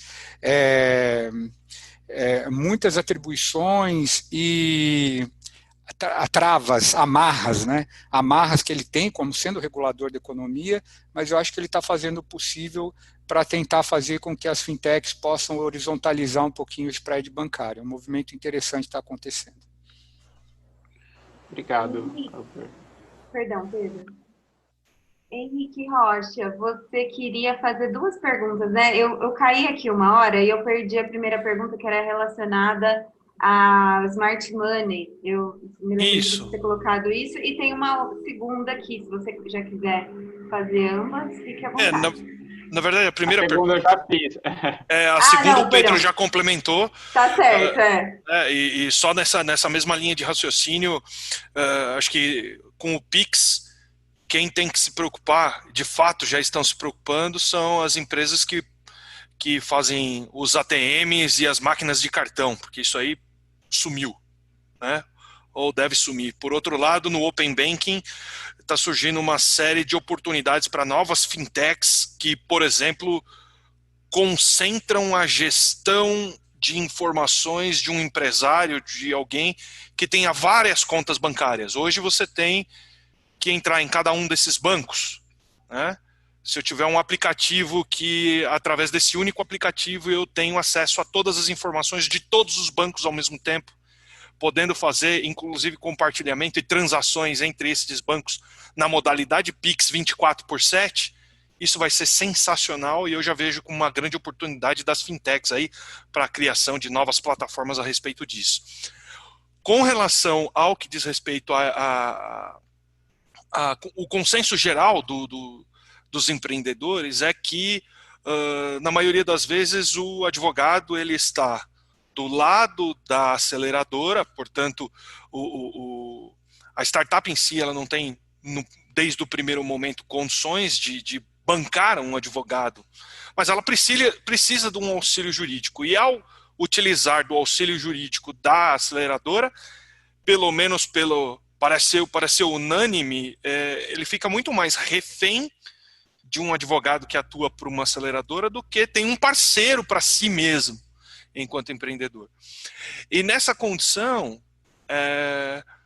que eu gostaria de ouvir dos empreendedores, como eles enxergam esta condição de uma assessoria autônoma, né, e independente das aceleradoras pelos advogados que se dedicam exclusivamente aos empreendedores mesmo, né, através do smart money e das questões em que você pode converter os honorários como cotas sociais no futuro, como participação disso.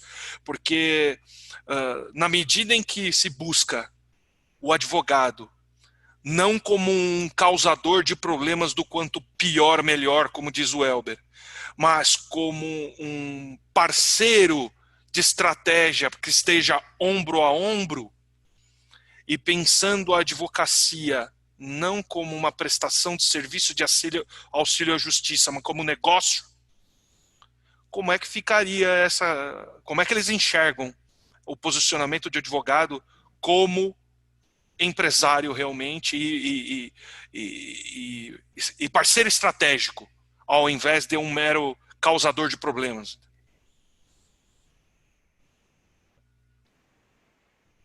Gente, podem ficar à vontade. Murilo já até abriu o seu microfone. Não, começa aí. Vai lá, Caio. Vamos lá.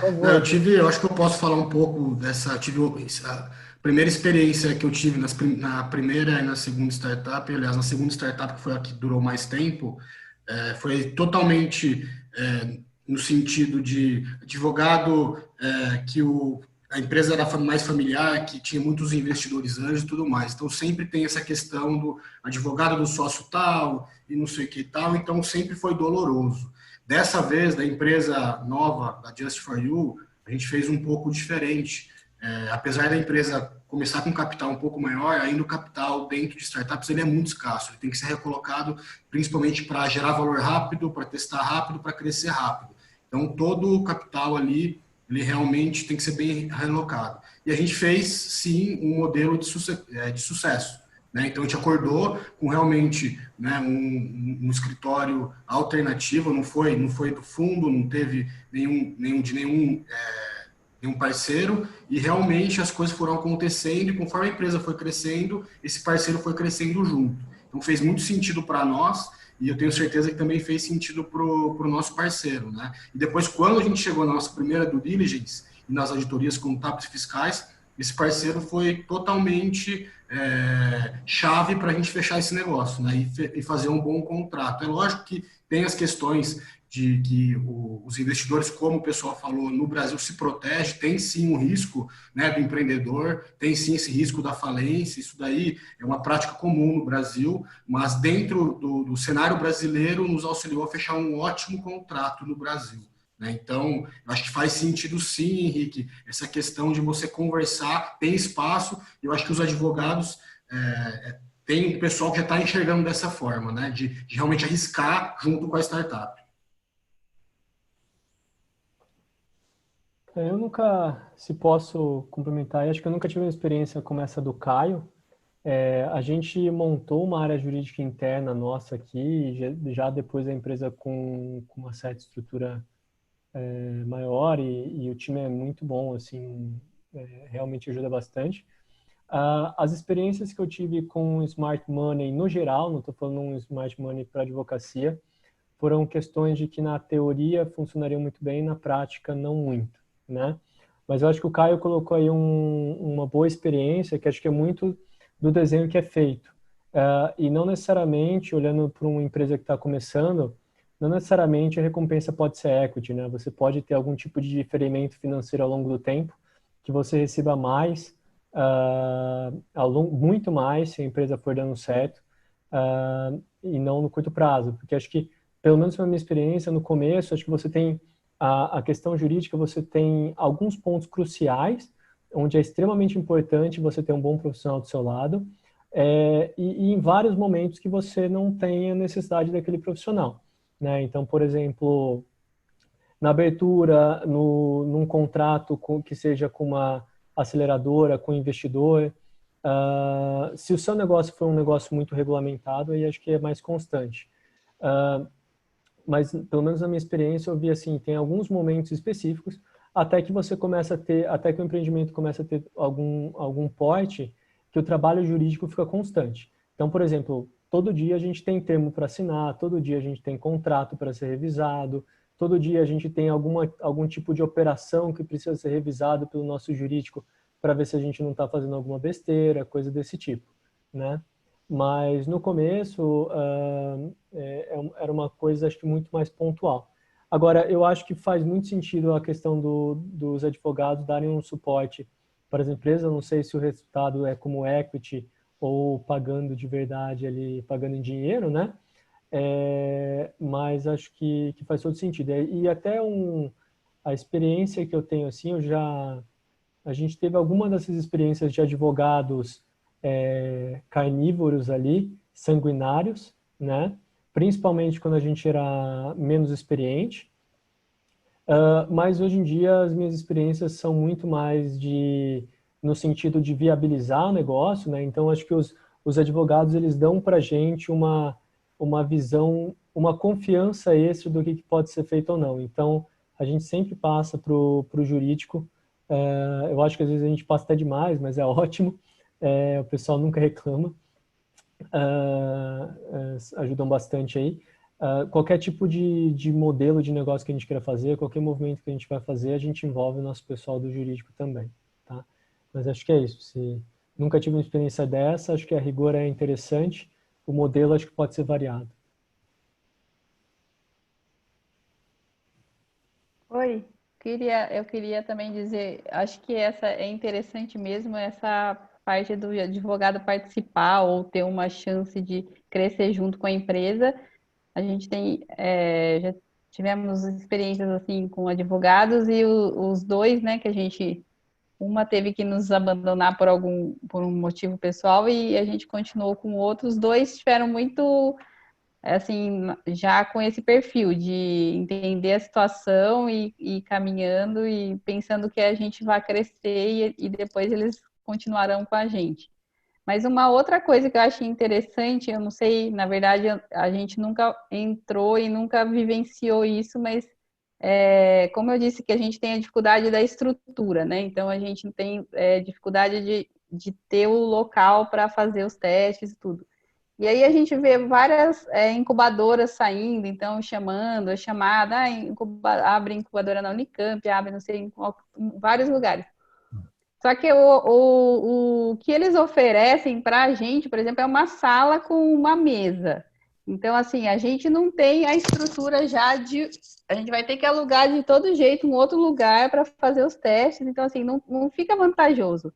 Agora, se tivesse uma assessoria jurídica e contábil, por exemplo, de você estar incubado, aí já começa a ficar mais interessante, porque aí eu consigo pagar uma mensalidade, que é normalmente se tem incubadora, e você consegue ali ter um pessoal que já está dentro mesmo de contabilidade, a gente também tem dificuldade, não é todo contador que sabe lidar com startup, né? Então, eu acho que a gente... se tivesse um processo junto com essas incubadoras de ter esse serviço dentro, daí não sei como faria o pagamento aí das partes, mas eu acho que começa a atrair mais os outros tipos que a gente vê que sempre é TI, a maioria, né? É TI que entra, porque ela realmente só precisa de um computador e a base, né?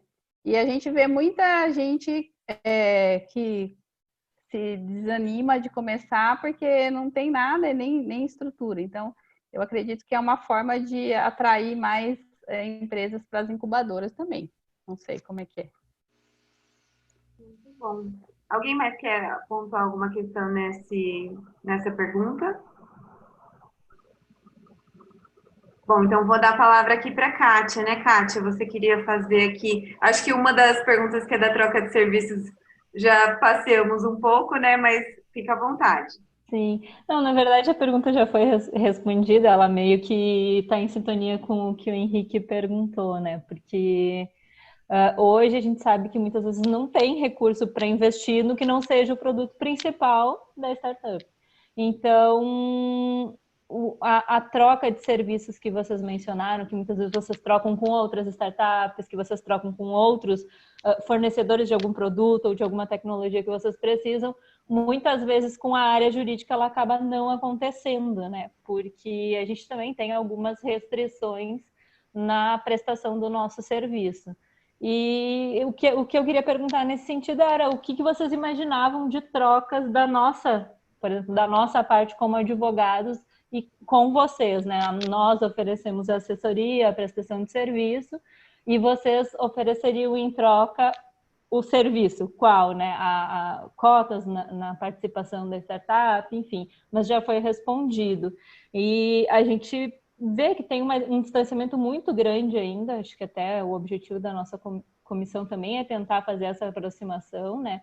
Porque a gente percebe que muitas vezes o advogado ele só é procurado depois que já tem algum problema a ser resolvido. E isso em todos os tipos de negócios, em todos os tipos de situações que a gente enfrenta no nosso dia a dia. E talvez uma forma de resolver muitos problemas seria a gente começar a entender como que a gente pode ajudar vocês, entendeu? Para, a partir daí, a gente unir forças e todo mundo se ajudar, todo mundo crescer. Uma coisa que eu anotei até aqui, e que a Maria apontou, que eu achei super interessante, essa questão da assessoria jurídica com assessoria contábil dentro da incubadora, seria um ponto bem importante, acho que se começar a analisar e ver se há algum tipo de viabilidade, porque muitas vezes um advogado lá num local onde a pessoa já está presente, já está procurando uma afinidade de áreas e um contador também, vai facilitar bastante aquela troca diária. Mas eu tinha mais uma pergunta, até o Elber mencionou sobre o negócio dele, me chamou bastante atenção. A minha outra pergunta, então, seria, esse tipo de serviço que vocês prestam, ele é similar ao contrato de factoring, de fomento mercantil? Como que fica dentro dessa intermediação que vocês fazem a responsabilidade da Antecipa Fácil? Vocês ficam vinculados de alguma forma, não ficam? A Antecipa Fácil, ela é um mercado, né? Então, ali eu tenho quem se conecta nesse mercado é quem quer vender o direito creditório, quem quer comprar o direito creditório. A formalização e o risco de crédito é todo de quem quer comprar o direito creditório. E ao aderir ao mercado digital, os nossos termos de adesão já eximem, ou pretendem, pelo menos, né, eximir a Antecipa Fácil da responsabilidade e do risco de crédito. Nós somos agentes facilitadores do mercado digital, né?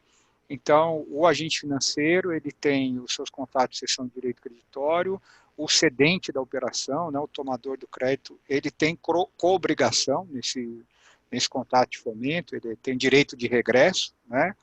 E a Antecipa Fácil, ela se compromete por iniciativa própria e para gerar mais segurança às partes que estão transacionando com a sua comissão. Nós rentabilizamos por meio de uma comissão no volume transacionado. E essa comissão só se dá na liquidação da operação. Então, a mensagem que eu quero passar é o seguinte, pessoal, de algum jeito eu estou entrando no risco. Porque se eu colocar uma operação aqui e essa operação não liquidar, ela não prosperar, o agente financeiro perder dinheiro, eu perco 100% do que eu ganharia nesse processo, que é a minha comissão, tá? Então, acaba, de certa forma, trazendo uma segurança para quem está transacionando, porque tem como que eu vou dizer, uma responsabilidade indireta da Antecipa Fácil por trás da negociação. A gente brinca aqui que é o skin in the game, né? Então, a gente bota um pouquinho da nossa pele ali também, mostrando, galera, se vocês perderem dinheiro, além da reputação, lógico, né? A reputação é importante nesse processo. Eu vivo de reputação, né? Mas também perco dinheiro caso não liquidar. Mas risco de crédito, eu não cobro por isso, né? Quem é remunerado pelo risco de crédito é o agente financeiro. Então, ele vai arcar com a concretização de algum desses riscos. Obrigada. Acho que da minha parte, minha dúvida era isso, ela é um pouco mais direcionada, foge um pouquinho do contexto, mas me chamou muita atenção, porque eu trabalhei com contratos de factoring por 5 anos, mais ou menos, e daí quando eu conheci o projeto, eu achei que tinha muita similaridade na forma de negociação das notas fiscais, e queria só esclarecer essa dúvida. Mas Obrigada, Kátia, mas foi bom para todos nós. Eu também fiquei curiosa aí com a sua pergunta e ficou bem claro o que o Elber falou. Eu queria. Alguém tem alguma outra pergunta para fazer agora? Senão eu mesma farei uma. Pedro, fala. Era para o Caio.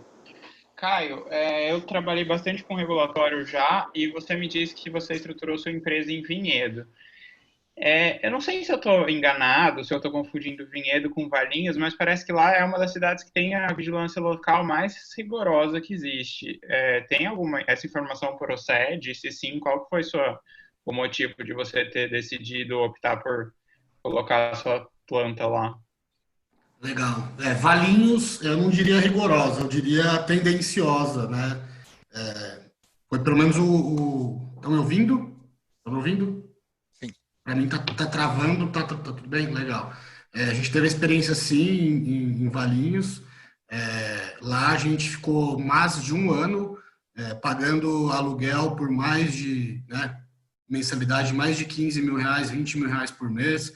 Pegamos todas as considerações de todas as RDCs, toda a questão da questão ambiental, tudo dentro da lei, e era uma dificuldade imensa, não tinha ajuda, não tinha nada que esclarecia, até que chegou um ponto que a gente resolveu pivotar, e mudar a direção, e não por conta de questões rigorosas. Para nós, a gente sempre quis fazer tudo dentro da lei, tudo dentro de todas as normalidades.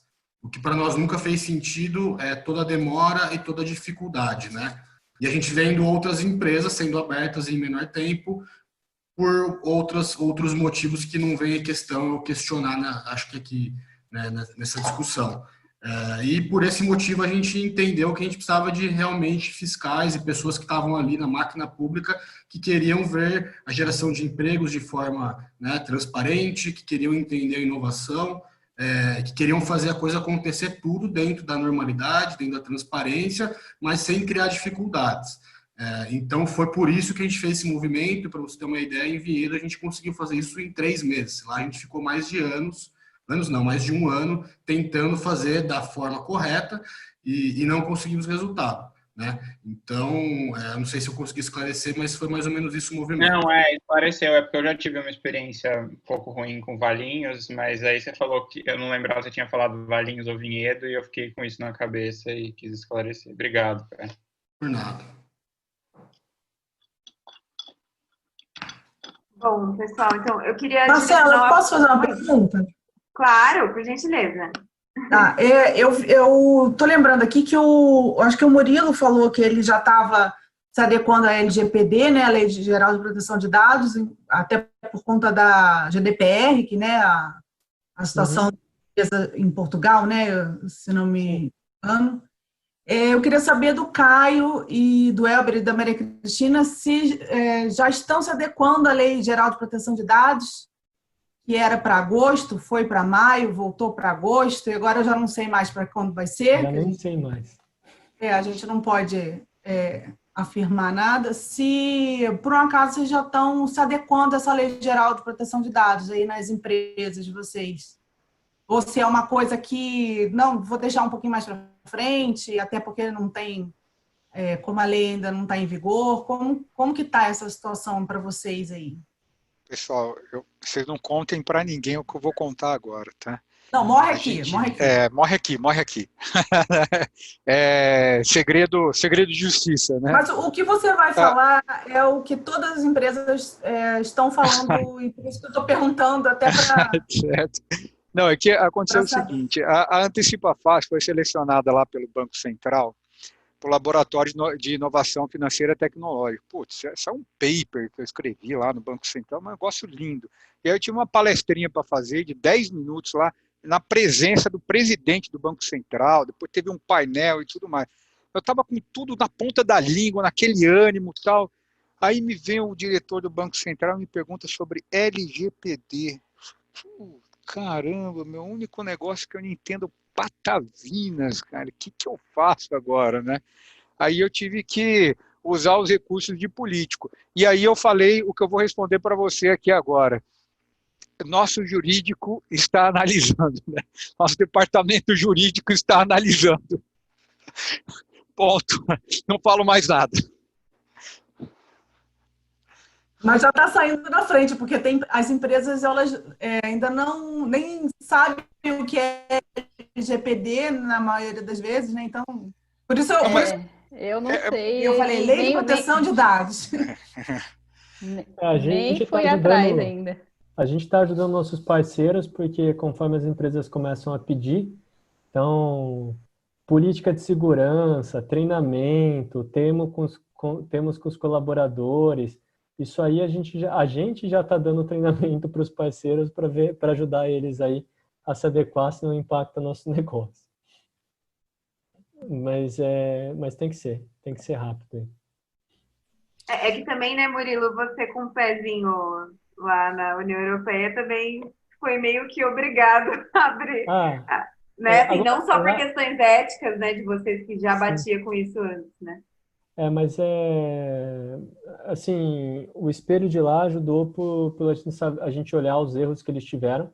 Agora, curiosamente, assim como na pandemia, a gente, na LGPD, teve uma boa habilidade de ver tudo que foi feito errado e não se prevenir para nada, né?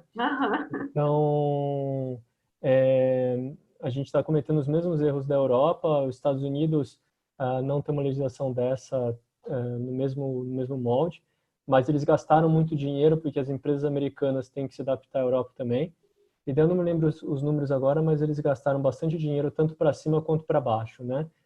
Tanto se adequando pouco quanto se adequando muito, por uma falta de certeza, e aqui está acontecendo a mesma coisa. Aí eu acho natural algumas empresas simplesmente optarem por deixar mais para frente e ver quando a coisa estiver mais estável.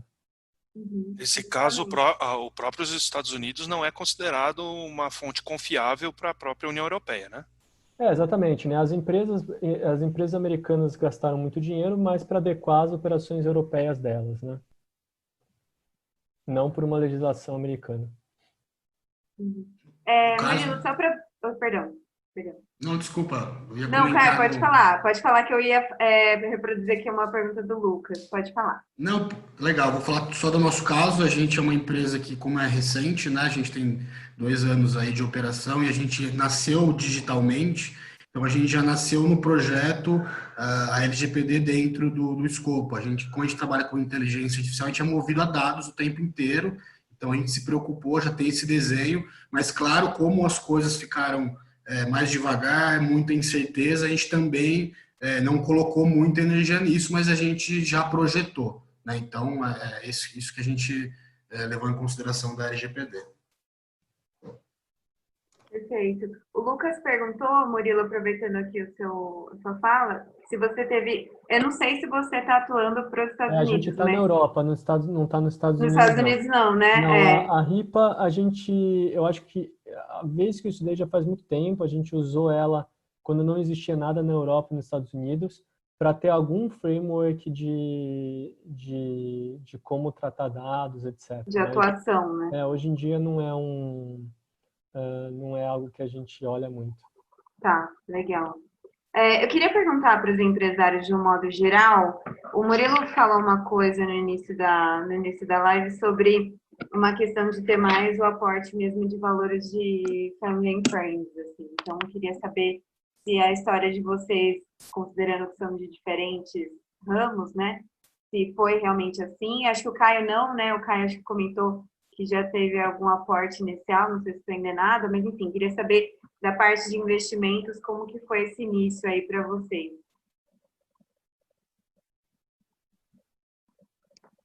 A gente começou no PIP, né? Então a gente começou, na verdade, o primeiro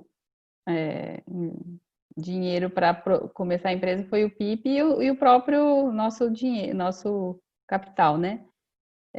E aí eu acho que para a gente, assim, a gente nunca não entramos ainda em nenhuma rodada de investidor, nada, porque, na verdade, o momento que a gente está, em muitos casos, não é só dinheiro que precisa. Eu acho que até, dependendo do caso, vai dar mais dor de cabeça ter um investidor querendo o dinheiro de volta e não auxiliando no processo, entendeu? Então, a gente precisa encontrar, na verdade, um investidor que tenha afinidade com o negócio. Então, é esse que a gente está buscando, assim, para poder entender toda essa cadeia e todas essas necessidades e não só ficar com um processo de retorno do investimento, que aí a gente é mais parceiro do que só investidor, entendeu? Uhum. Então, a gente está bastante cauteloso, assim, para investimentos. Então, a gente não participou ainda, não.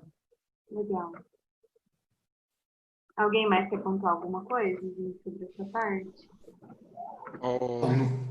Pode falar, Elva. Vai lá.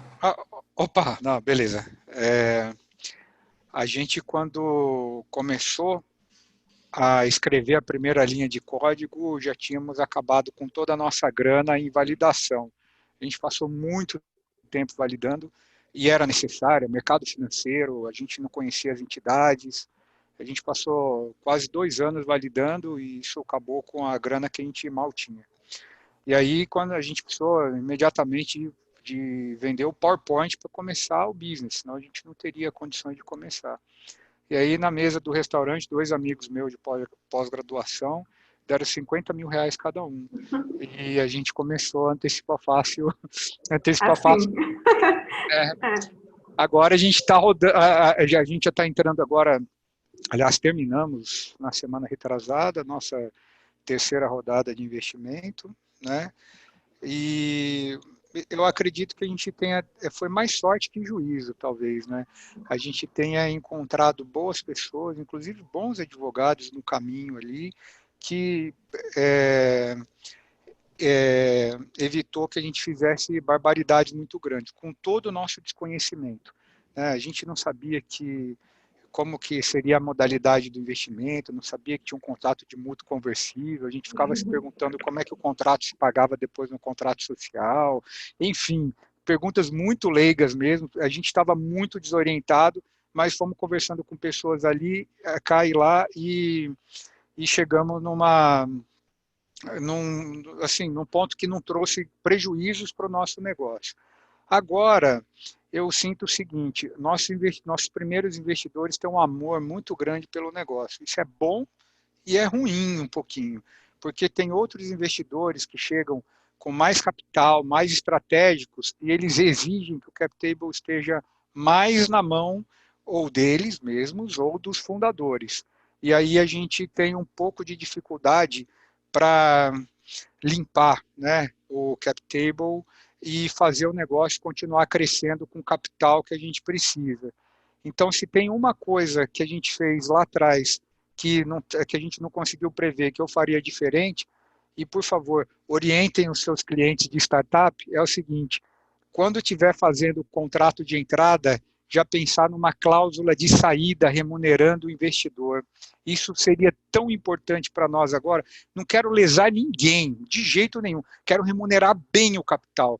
Só que às vezes o investidor ele vê uma possibilidade de ganhos astronômicos, absurdos e tudo mais, e ele não quer sair, mesmo que seja em detrimento do crescimento do negócio.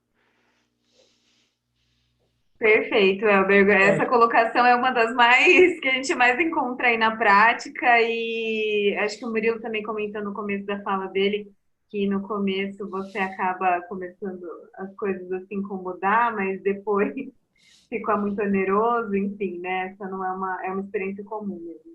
Acho que lá em Portugal a gente foi por esse caminho, até por ter uma empresa separada, né? Que a HealthFit Brasil tem equity na HealthFit Portugal, mas tem outros sócios lá também, tanto para a parte de capital quanto para a parte de europeus, portugueses inclusos lá, que tem uma parte importante na operação, um papel importante lá para a rede de contatos, venda, etc. Conversando com amigos empreendedores aqui, e também o que vocês estão falando, acho que o que existe de by the book, quando a gente fala de Europa, Estados Unidos eu conheço menos, eu acho que sana muito bem, e talvez fica a dica de fazer um copy and paste, assim. Acho que nem precisa tropicalizar muito, tá? Pela minha experiência. porque o contrato social de lá já sana muita coisa do que são os problemas aqui, né?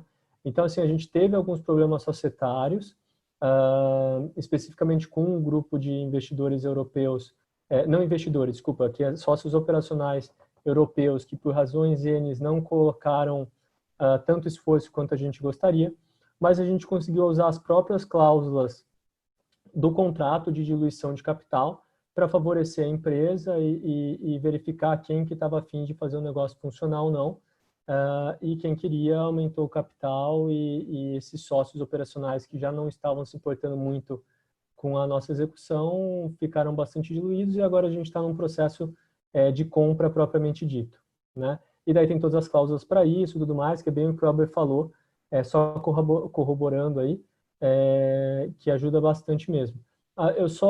E acho que olhando para cá e conversando pelas minhas experiências e conversando com os empreendedores também, eu acho que a gente tem muito benchmark já pronto de como poderia fazer aqui, e não faz porque, na verdade, no começo você nem sabe que existe, né? E institucionalmente, eu acho que a gente tem muito essa questão mesmo o que eu vejo da mistura entre pessoa física e pessoa jurídica, que é bem problemático. Acho que é importante para você não punir por exemplo, o empregado, né? Mas eu acho que devem ter maneiras melhores de pensar em como não prejudicar os empreendedores também. Por exemplo, falando como Healthbit, hoje em dia a gente tem reserva trabalhista. Então, hoje em dia, se a gente tiver que fechar a empresa, ok, a gente consegue pagar todo mundo. Mas isso por muito tempo não foi verdade e, assim, quer queira que não, é um dinheiro que está lá parado, sem fazer investimento, simplesmente como reserva. E no começo a gente tinha todo o risco, né? Então, coisas como, por exemplo, talvez a gente ter critérios e dependendo desses critérios você ter um risco maior ou menor pode fazer diferença. Eu acho que é muito diferente quando você é uma grande corporação e tem que lidar com risco trabalhista, ou quando você é um microempresário que está contratando seu primeiro CLT e fica lá super em dúvida se você tem que fazer isso ou não, porque você pode acabar com a sua pessoa física também prejudicada. E assim, no meu caso, por exemplo, comecei a empreender com patrimônio zero, e não que tenha muito hoje também, mas a questão é que o risco era baixo. Mas eu fico imaginando pessoas um pouco mais já mais velhas, já com uma carreira estruturada, às vezes com família também, tudo, que esse risco fica realmente relevante, né? No meu caso, não tinha muito o que arriscar, facilita você se jogar aí.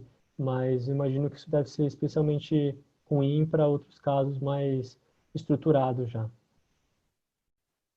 Perfeito. Eu queria até emendar aqui, Murilo, uma pergunta. Eu acho que no seu caso não, mas eu queria saber se algum de vocês já teve alguma questão trabalhista que de fato aconteceu. E, como o Murilo disse, nem sempre se tem uma reserva, né? O mais difícil, na verdade, é se ter uma reserva para isso. E os riscos, como você bem mencionou, são os mesmos, independente do seu tamanho, a legislação é a mesma, né? Não há uma diferenciação. Eu queria saber se algum dos empresários aqui tiveram um problema na prática mesmo, com relação a alguma demanda trabalhista que de fato chegou a acontecer, se foi um valor que impactou nas operações, queria saber essa questão. Nós por aqui não. Ah, menos mal. Caio, por aí alguma coisa? Não, hoje a gente não teve nada, a empresa é nova. Acho que a gente está analisando agora, o principal ponto é o estilo da contratação, né? Porque a gente está crescendo muito. Só hoje a gente está com mais de 20 vagas abertas. Até o final do ano a gente espera contratar mais de 50, né? Então, agora é a hora de fazer as melhores escolhas e para não ter o problema no futuro, né? Então, por agora, a gente ainda não passou por isso. Legal. Murilo, não teve, né, nada na Real com relação a isso?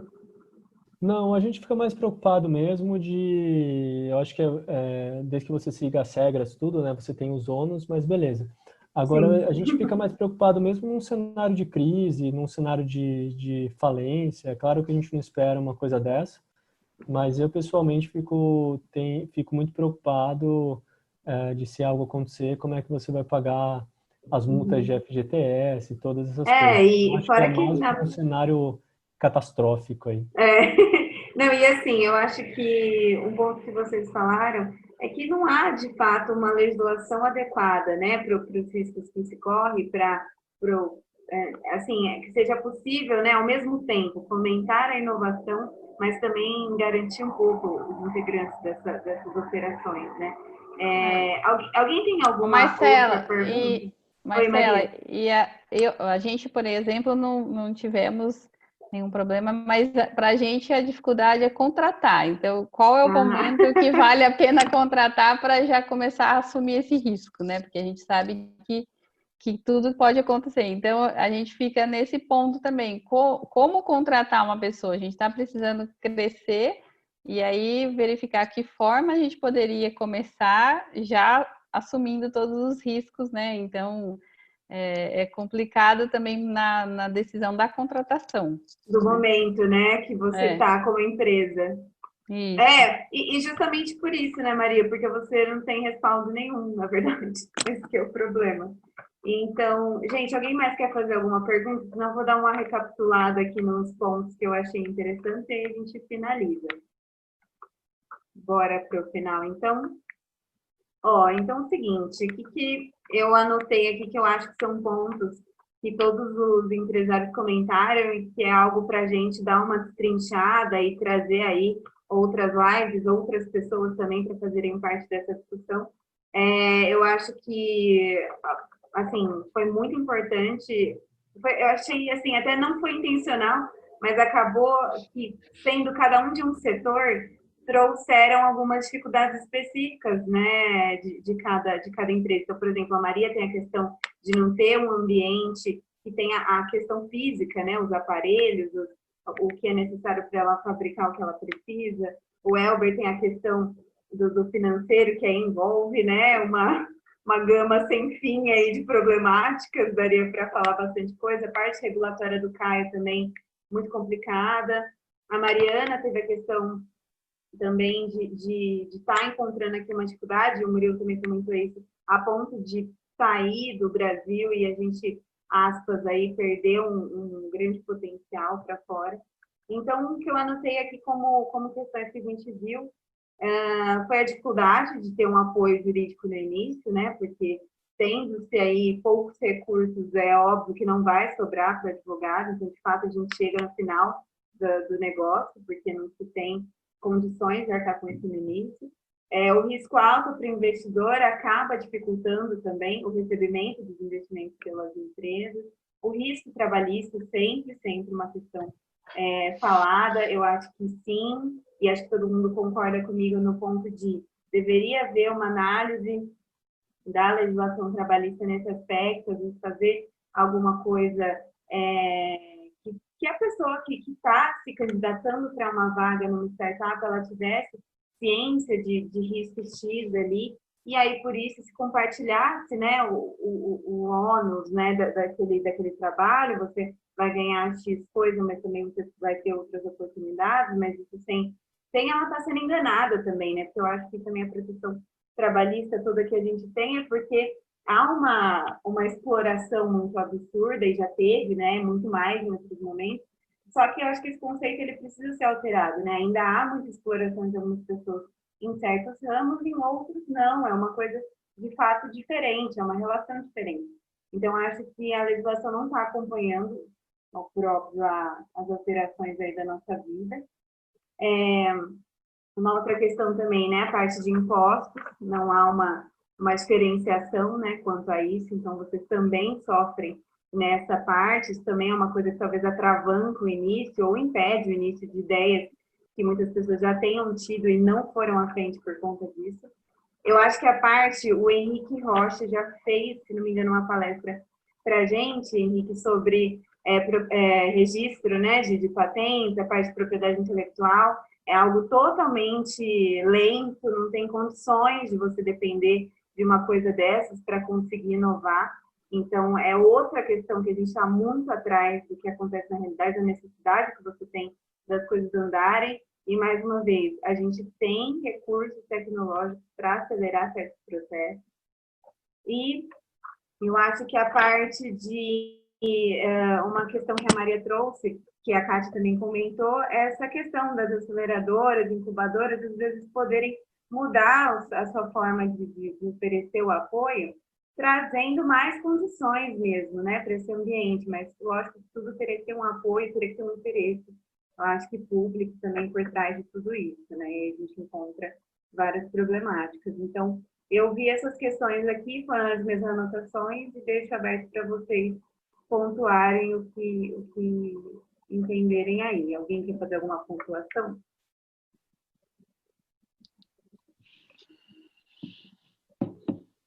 Não?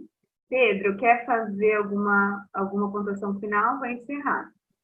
Pessoal, eu queria agradecer aí a disponibilidade de quem se propôs. Acho que a gente está pensando aí em próximos eventos. Eu acho que o online acaba uma possibilidade facilitando para nós, por conta da facilidade, né, que o link proporciona.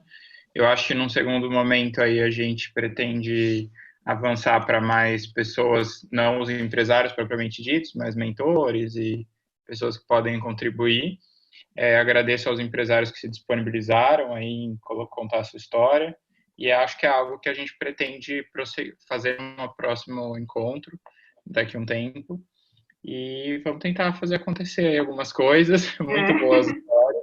A gente fica muito feliz de ouvir, e apesar das dificuldades jurídicas e burocráticas, a gente tenta rompê-las, né? Mas é bem difícil, mas também tem um outro desafio aí que eu faço em defesa dos advogados, é que existem níveis e níveis de possibilidade de criar dentro do direito, e é possível, né? Então, também a gente precisa ver qual é o tipo de profissional que está disponível a pensar um pouco fora do óbvio. É isso, pessoal. Obrigado, viu? Obrigado e parabéns pela iniciativa, viu? Acho que foi ótimo aí. Fico contente que tantos bons advogados ouvindo a gente e a Ordem ouvindo a gente também. Eu também queria agradecer e fico feliz de um movimento desse, porque como o Elber disse, a gente está no meio da inovação, mas os advogados também, e eu acho que tem muita gente com ideias muito boas que vai só agregar aí ao ecossistema. Eu acho que isso que é importante, começar a conversar e aí vai surgindo as alterações, né? Obrigada, viu? Pessoal, obrigado por abrir o fórum. É muito bom ver gente jovem, super interessada em ajudar, melhorar, quebrar paradigmas e tudo mais. Startup é risco. E não tem grana.